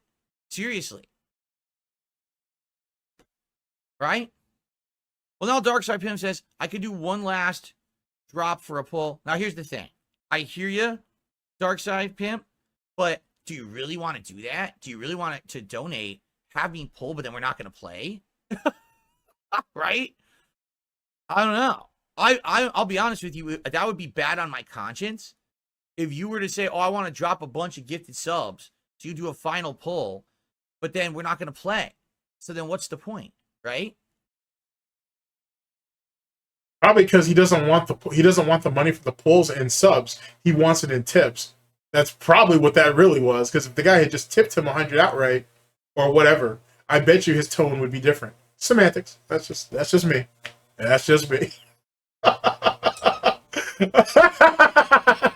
I feel like that's kind of like, that wouldn't make sense. I would feel pretty bad about that.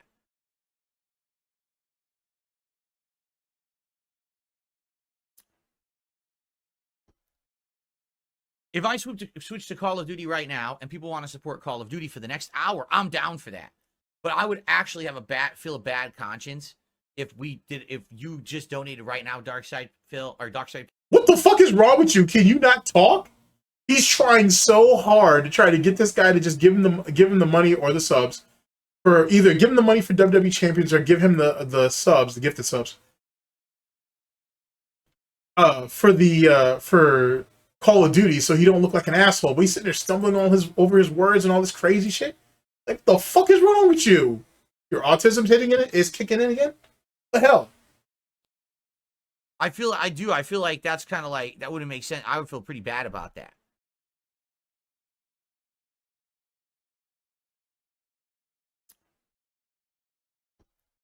Look at him. Gouty eagle-eyeing the fucking chat, hoping that he can get him to contribute for fucking Call of Duty.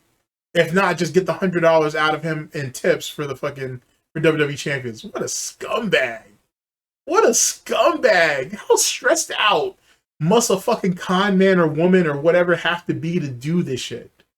Like, you gotta micromanage your greed and lies at this point, and then try to present yourself like you have a conscience. What the fuck? Jesus Christ. It's like someone trying to act like they have a spine and they clearly don't. Literally just a fucking blob. Like one of those blobfish and shit. What the fuck, man? God damn, dude. I don't know, like, who goes through life lying and fucking trying to deceive people like this and call it an actual life? God, dog. Look at his gouty arm.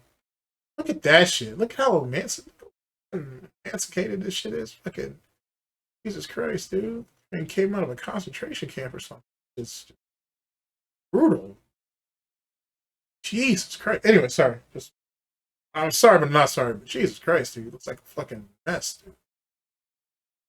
If I switch to Call of Duty right now and people want to support Call of Duty for the next hour, I'm down for that. But I would actually have feel a bad conscience if you just donated right now, Darksydephil or Darkside Pimp, and then we didn't play. You know, I don't want to take your money like that. I would feel like a real scumbag because I'm pissing it away then on something we're not even getting anything out, right? That's wait, but you didn't mind them pissing the money away like 20 minutes ago, 40 minutes ago, an hour ago, or almost an hour ago. But now all of a sudden it's a waste.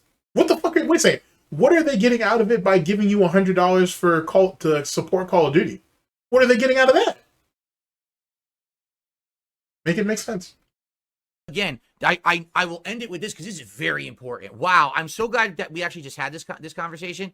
Ladies and gentlemen, if you're going to play a mobile game, I will leave you with this. Please play responsibly. Do not overspend. Do not become addicted. Do not go crazy with the, What's your definition of overspending, Phil? And make it good. Like, I want it to be good like the rainy day fund. Make it good. What's your definition of overspending, Phil? I'd love to know. I'm fascinated by it. Enamored. It would be riveting. At least for me, anyway. Sunken cost fallacy of, I spent money on it and I'm going to keep spending more money till I get what I want because I've already invested so much time and money. Do not do that, please. That's not actually really what that's not really what the sunken cost fallacy is, though. It's really finishing whatever it is that you've contributed to completion, not till you get what you want, because you'll never get what you want in that situation. It's the reason why gamblers, Boss Man Jack's a perfect example. I saw this idiot on 2 separate occasions get to like $80,000 plus and whatnot and literally piss it away, like grinded for hours to get to 80 grand. I think the first time he pocketed it, but then he ended up blowing like the majority of it the next day. And then a few days later, he ended up getting the 80-something grand, took a break, came back and ended up losing all of it within, I felt like he lost that shit within minutes as quickly as it was. I was completely and utterly enamored and hypnotized by how quickly I've seen money get pissed away like that. That was fucking crazy. So, like, that's not really how the sunken cost fallacy works. It's usually to completion. The thing is, and depending on the scenario, but which usually the classic scenario, is there's never really a completion. You know what I'm saying? It's never like that. At all. That's the reason why, here, I'll give you guys a modern day example of that. Think of the battle pass from Call of Duty, right? Now, you have 3 levels to battle pass. You have the 1100 COD points one, which is basically you get everything that you unlock through battle pass except for Black Cell. You have the 2400, which gives you, also you get your 1100 COD points right back. So essentially it paid for itself. You get your 2400, you have your next tier, which is 2400 COD points, which gives you everything in the first tier, but then they give you 25 tier skips. Now keep in mind, For tier 2, that's meant to be bought literally at the like right when battle pass starts. So you can use the tier skips to get some of the cooler stuff and some of the completion unlocks like right away.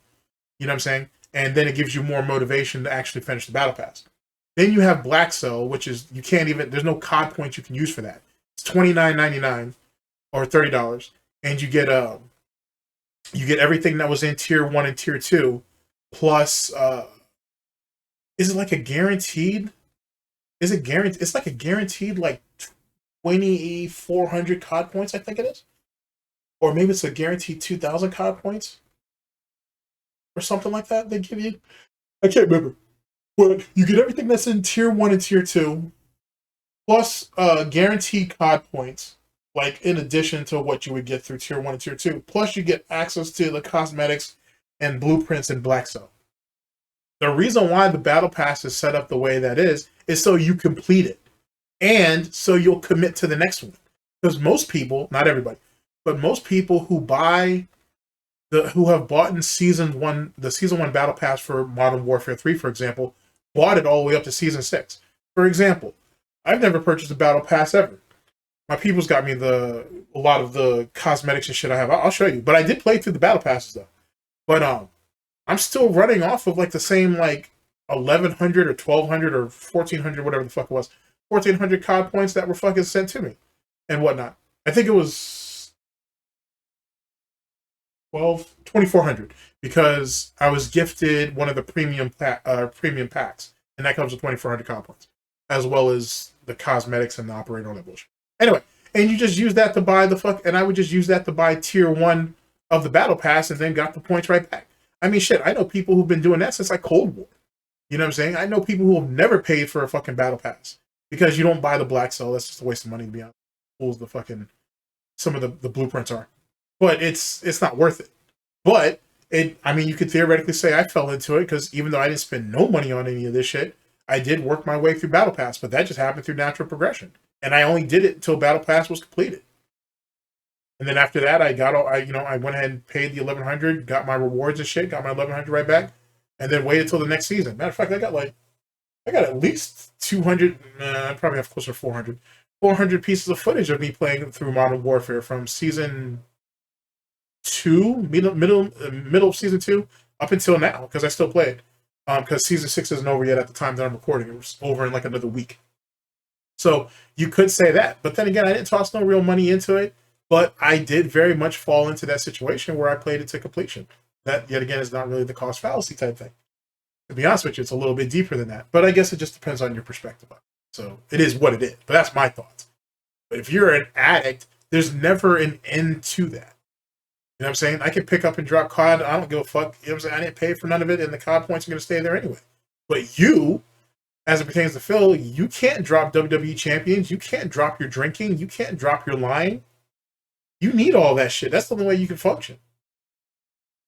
Make it make sense. Okay, please. That is the worst route you can go. It is addiction. It is incredibly dangerous, and it can get you into a lot of problems.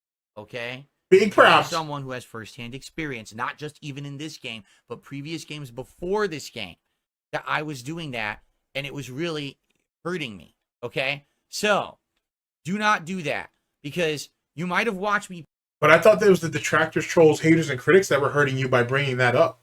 But then how could that hurt you if it wasn't true in the first place? I'm asking too many questions. I'm sorry. I'm not sorry, but I'm asking too many questions. Play this over the last 2 months and be like, wow, Phil spent a lot of money on this game and now he's just quitting. Yes, because I always knew the only reason I spent the money is because I was making. Wait, why did you do that head tilt the way you did? That was weird. Great screenshot, by the way. Starting to get back in the rhythm of that. That I was doing that, and it was really hurting me. Okay? So, do not do that, because you might have watched me play this over the last 2 months and be like, wow, Phil spent a lot of money on this game and now he's just quitting. Yes, because I always knew. What the hell is that head tilt?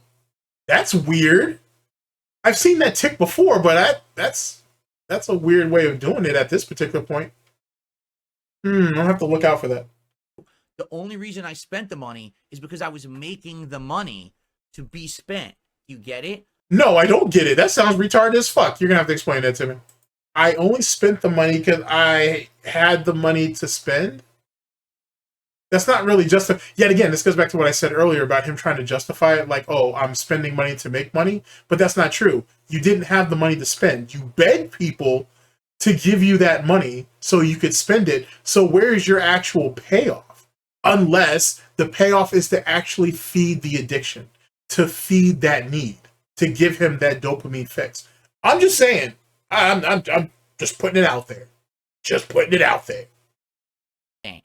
That I was doing that, and it was really hurting me, okay? So, do not do that, because you might have watched me play this over the last 2 months and be like, wow, Phil spent a lot of money on this game, and now he's just quitting. Yes, because I always knew the only reason I spent the money is because I was making the money to be spent. You get it? I was streaming, making the money, and spending that money. But I was always coming up with a profit. Not once did I do so many pulls in a night that I actually lost money. I made money every single night I played WWE Champions. So it doesn't matter how small the amount of money it was that he walked away with in quote-unquote profit, as long as he got that money, because he looks at it as there was no overhead because I begged you guys in advance for that said money. I didn't spend any of my own cash. I spent your money. And then you still gave me that little bit, whether it was $20, $50, whatever. So I still walked away with my little bit of money on the back end. That's how he chooses to justify. That's madness. That is fucking madness. Holy shit. That is wild.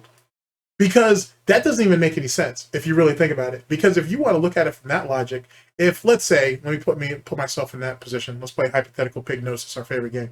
If you want to put me into that same position, if you guys want me to do 2 mega pools, which is $100+, I need $400, right? So this way, the 200 in mega pools plus I get my 200 in profit. That's how that should work. That's not what this idiot's doing, and this is not how he's trying to justify his spending. So where's the actual gotcha, like, part of it? Like, I don't understand the actual logic that comes in it, because it doesn't fall into the category of spending money to make money, because that's not the case. Because you do this for a living, not as a hobby. So what you should be, so every bit of money that you get should either go to you making more money or should contribute to what you already have so you can take care of your daily bills and your obligations. You're not doing either one of those things in the way you're describing it. So what is it? Fascinating when you think about it. Absolutely fucking fascinating. Because I had to be responsible, okay? It's that simple. You make the money, you can spend the money however you want, but don't go too crazy. Do it within your means. Make sure that you have a budget. This is all important stuff when you're playing mobile games. Do it within your means. You didn't have any means. That's why you had to beg for the money in the first place. You had to beg to fucking raise the capital because you had no liquidity going into this in the first place. And then you said stay within your means, budget. What the fuck you know about a budget?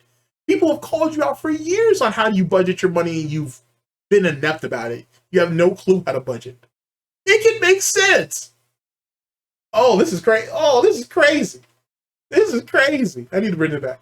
I need to bring this budgeting thing again. That's just funny. Great screenshot, by the way. I guess that's where PPP sticks his PP in. Money every single night I played WWE Champions because I had to be responsible, okay? It's that simple. You make the money, you can spend the money however you want, but don't go too crazy. Do it within your means. Make sure that you have a budget. This is all important stuff when you're playing mobile games. I know it sounds, well, I have to be that serious. Yes, these games are designed to be addictive. These games are designed to take your money. Do not let them take your money and become addictive, all right? Please. If anything, in the last 2 months of me playing this game, you've learned anything, let this lesson sink in. I want to look out for my audience. Sorry, if you want to look out for your audience, then why? I mean, theoretically, you are their addiction in some way, shape, or form, and you do everything you can to foster it. So everything you're saying just sounds like empty snorts. They come across disingenuous because they are.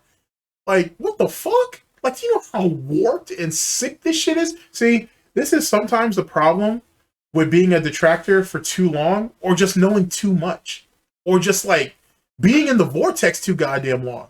Like, this is sick. Like, if you put this in front of someone like Moist Critical or fucking Mutahar, they're not going to catch this. They're not going to catch this because they're not going to catch the subtle nuances that have come from like years upon years of watching this bullshit and hearing and seeing other situations to pick this shit up. Like, a normie's not going to pick this shit up. Like, someone who's been in the trenches arguably too long is going to catch this. That's ugly. That's super fucking ugly. That's super disgusting and whatnot. That's gross. It's a fucking warped, twisted way of trying to justify. That's a warped, twisted way of justifying his addiction while reinforcing their addiction to him.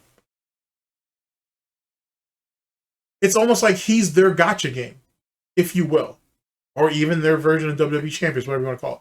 But that's disgusting. Nasty, disgusting, Vato. Jesus Christ. I don't want anyone to fall down the slope of addiction. Okay? Thank you all for watching and supporting WWE Champions.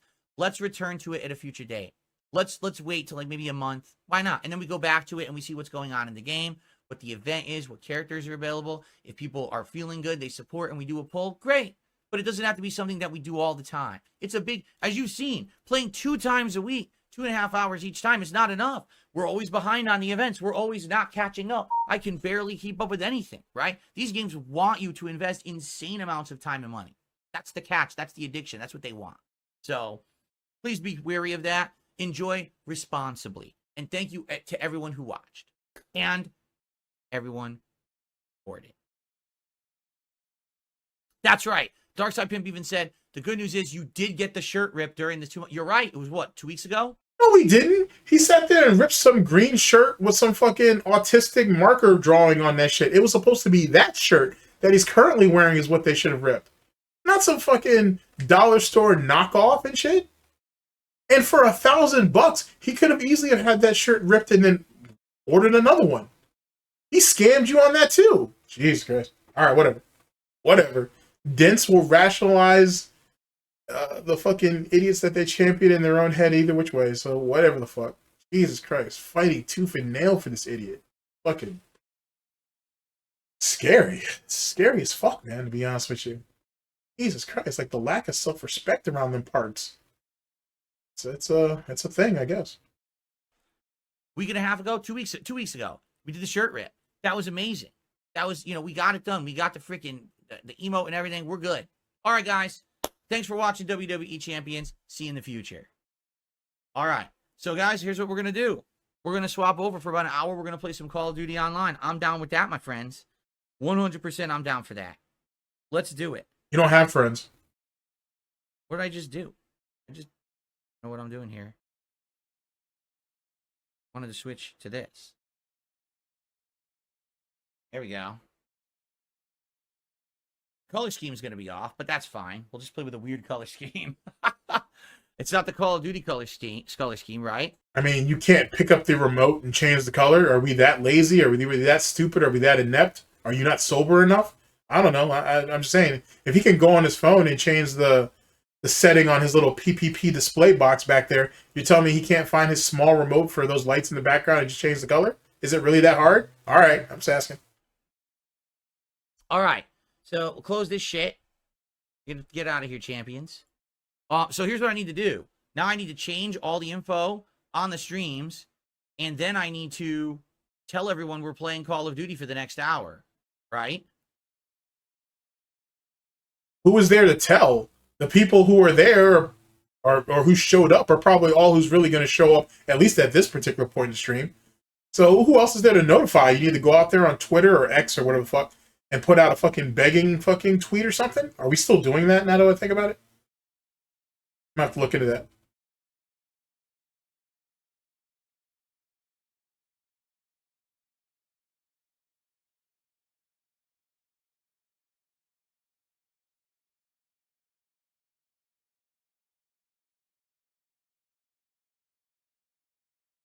Darkside Pimp just gifted 25 subs to the community. I didn't ask for that at all. That's actually a lie. And that's actually the point of all this stalling. He was trying to wear dude down, and he did it. Essentially, it was like a war of attrition, and whatnot. He mentally exhausted that dude to the point where it was like, well, he already put me out there because I said I would contribute to WWE Champions, but he says that he doesn't want to rip me off, this, that, and the third, yada, yada, yada. So if I'm already kind of been put out there in that gotcha type situation to where he's already justified getting off of WWE Champions and moving to Call of Duty, I might as well just toss this out there so at least it looks like I'm still part of the community. That's wild how Phil did that. But that's a disgusting version of pignosis with a dash of fucking war of attrition. Like, god damn, dude, that's rough. Like a mental war of attrition. Like, he literally mentally exhausted that guy to get him into that position. That's crazy. That's crazy.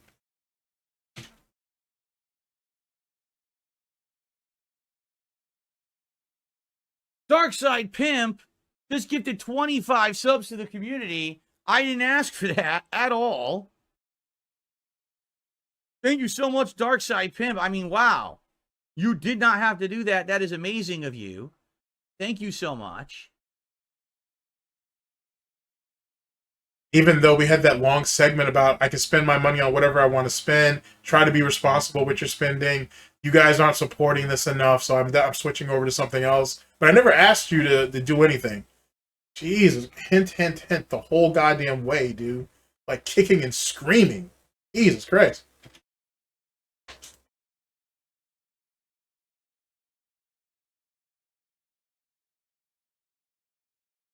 Where the hell is the game title? Why can't I find it? I changed everything but the game title. Is it under customization? Actually, now that I think about it, and this is kind of, I guess you could say you could kind of ask this to Void, but you could ask it to any Dent/PayPig. The energy that's being displayed now and this revolt and all this bullshit, where was that energy on November 4th, which is when I'm recording this? Where was that energy fucking October 27th? I want you to really think about that. Like, where was that energy then? And we're only talking, what, 8 days ago? Or, well, this guy's been revolting for a few days, so let's say 5 or 6 days ago. I don't know. It's just something to think about. Just something to think about. I can't find the game title to change it.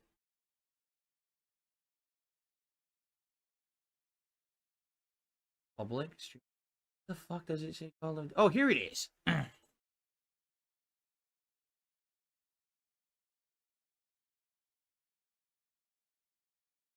There we are. Okay, so that's changed, and now we change it on Kick.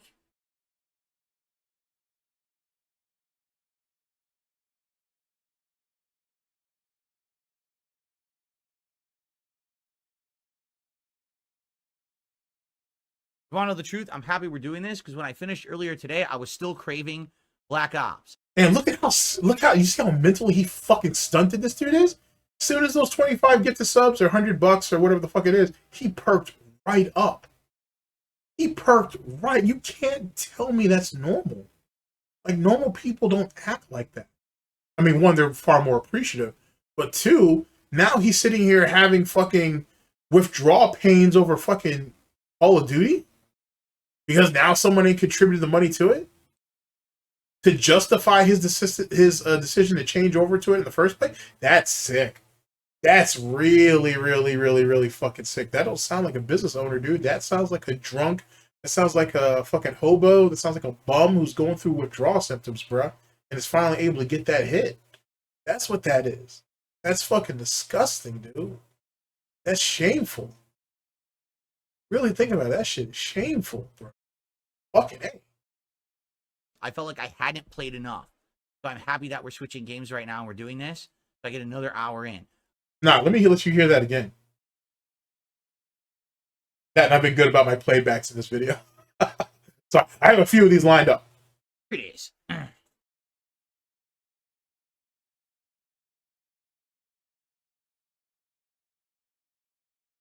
There we are. Okay, so that's changed, and now we change it on Kick.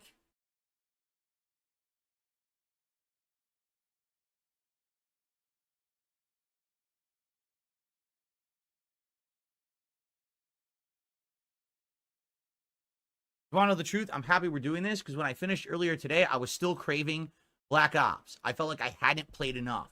So I'm happy that we're switching games right now and we're doing this. So I get another hour in. Let me now just tweet that we've changed games.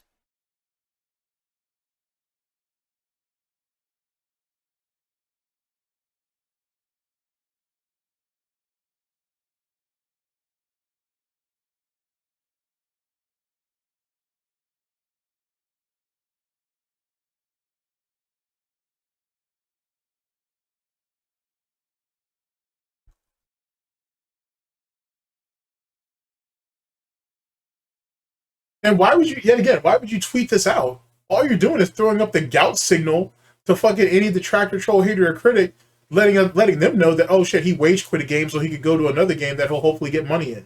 That's all this is. It's not like back in the day when you used to throw out the beg tweets and people used to come running. That very rarely happens anymore, if ever.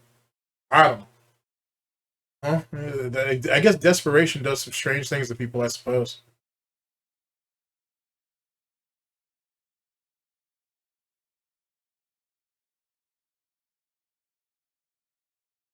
Okay. Here we go. I like to say dead air. Dude, I'm setting the stream up.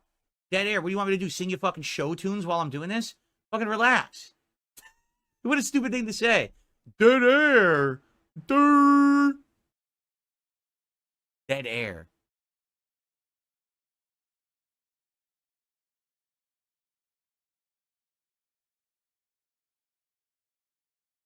Okay. We're doing it. We're swapping. My viewership is going up. What's up, everyone? We're about to play Call of Duty. We're done with Champions. It's played out. It's boring. People are tired of it. And we've swapped. And we're about to play Call of Duty for the rest of the night. And what a disloyal piece of shit. You just admitted that WWE Champions has carried you for 2 fucking months. People in your chat and contributors and whatever else have said that they very much enjoy the game and whatever. The moment you switch over to Call of Duty, shit all over that. And then go ahead and praise Call of Duty now. That's like absolutely fucking disloyal. And that can be said for any lol cow. No lol cow, no dent is fucking loyal. Ever. And always remember that. They are never loyal. Fucking A, bro. What a disingenuous piece of shit. And ladies and gentlemen, Darkside Pimp just gifted 25 subs on the channel on Kick. That is the equivalent of $125 in contributions. Ladies and gentlemen, are you aware what that means? Are you aware what that means? It means that, ladies and gents, we just hit 39 straight streams of support. And it means it is time once again to make it rain here on DSP Gaming. Whether you're on YouTube, whether you're on Kick. Wait, am I missing something? I thought he had $10 in tips, and then there was another contribution of, it had to be between 15 and 25 that came in. Oh no, he had a bunch of those $2 fucking ones too, I guess. All right, never mind. You're watching on demand. We're crushing the goals, belting the trolls, having a great time, playing whatever works. You know, tonight we're doing an audible. We're changing it up. We're tired of WWE Champions. That's all good. Let's play Call of Duty. Let's play the games you guys want. Let's have fun together. That's what life is all about, my friends. Thank you so much for watching. Thank you for your support. Thank you for your honest feedback tonight. Those idiot trolls actually idiotically just tried to skew the poll. They thought we're that stupid, but we're not that stupid, right? Wait, that doesn't make any sense though, because Darkside Pimp was contributed or was willing to contribute the 25 gifted subs to keep WWE Champions going. So what do you, whatever. This too many details.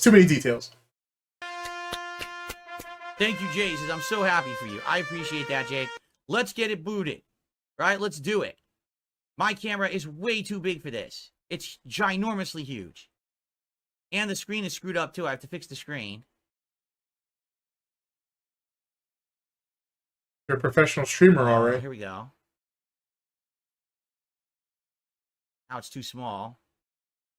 I have to get the gamepad in the meantime. How do you not have presets for this shit? You could literally have another source for all this so you could just switch between them. You don't have to do any of this extra work. Whatever. Why am I helping this asshole? Let me keep my mouth shut. Why am I trying to help him? Time. Let me boot up the Xbox app. I was not planning on doing this tonight. But hey, sometimes you pull an audible and you do what people want. All right, here we go. Good stuff. He sounds kind of resentful, to be honest with you. He sounds kind of pissed off.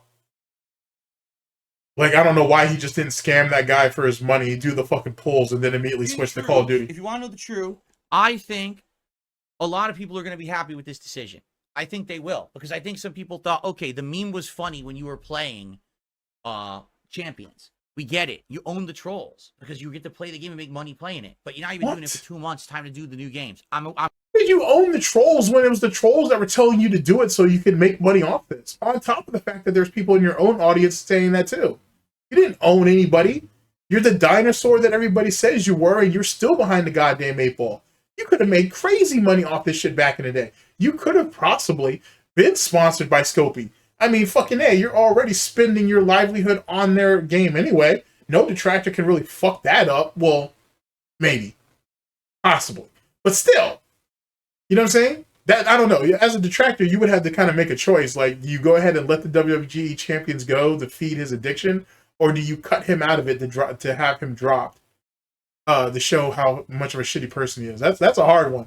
Let him go ahead and continue to feed his addiction or expose him for being a shitty person. Which, it's not like WWE champions wouldn't expose that in time anyway. That's a bit of a conundrum. But either which way, oh boy.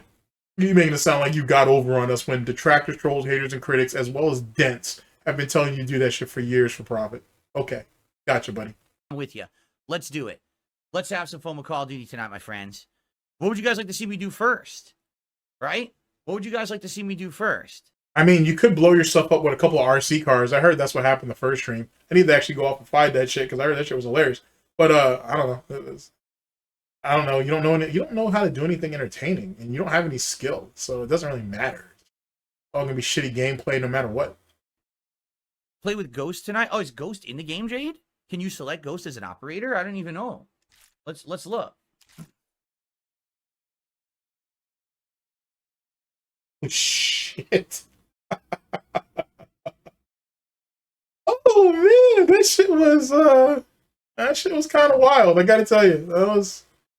There's some fucking A, bro. There's some key points in there that just make you be like, "What were you thinking, dude?" Holy fucking A! All right, ladies and gentlemen, let's clear the board a little bit. No pun intended. And clear the board, and then let's go ahead and give me literally just a second, and it'll literally be just a second. Okay, I'm back. And let's give final thoughts on all this nonsense, because there's a lot that went on there. It wasn't just the fact on how Phil justified spending his money, the nonsense with future plans that him and Khet want to do, which aren't even future plans. They're just typical shit they would do on their days off anyway. His backward ass thinking as it pertains to fucking spending money to make money, the nonsense about Rich. I don't know. It's a mess. Like I said, there should be timestamps down there at this point, and it'll help you navigate this a little bit better depending on what the situation is. Feel free to timestamp stuff that you find that's interesting yourself. You have the right. It's open for you to do so. Crazy shit, bro.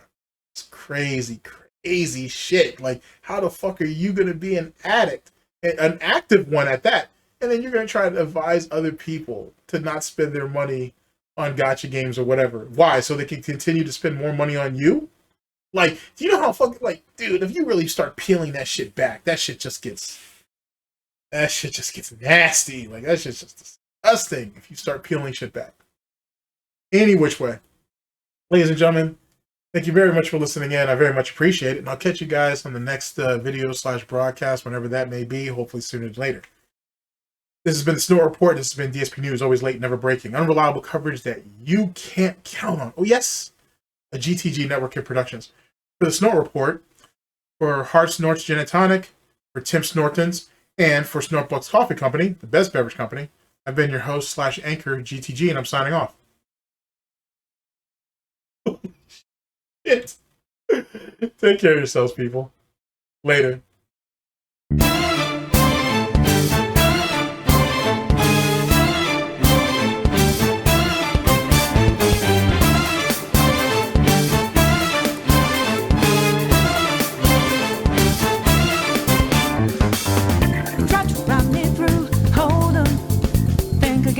Don't you know what you're starting? But you sure we got the clue how bad this we go. Don't you know no more art? And as you look to the horizon, not a cloud, but then stormy weather's go too cold. Seems like it crept up out of nowhere.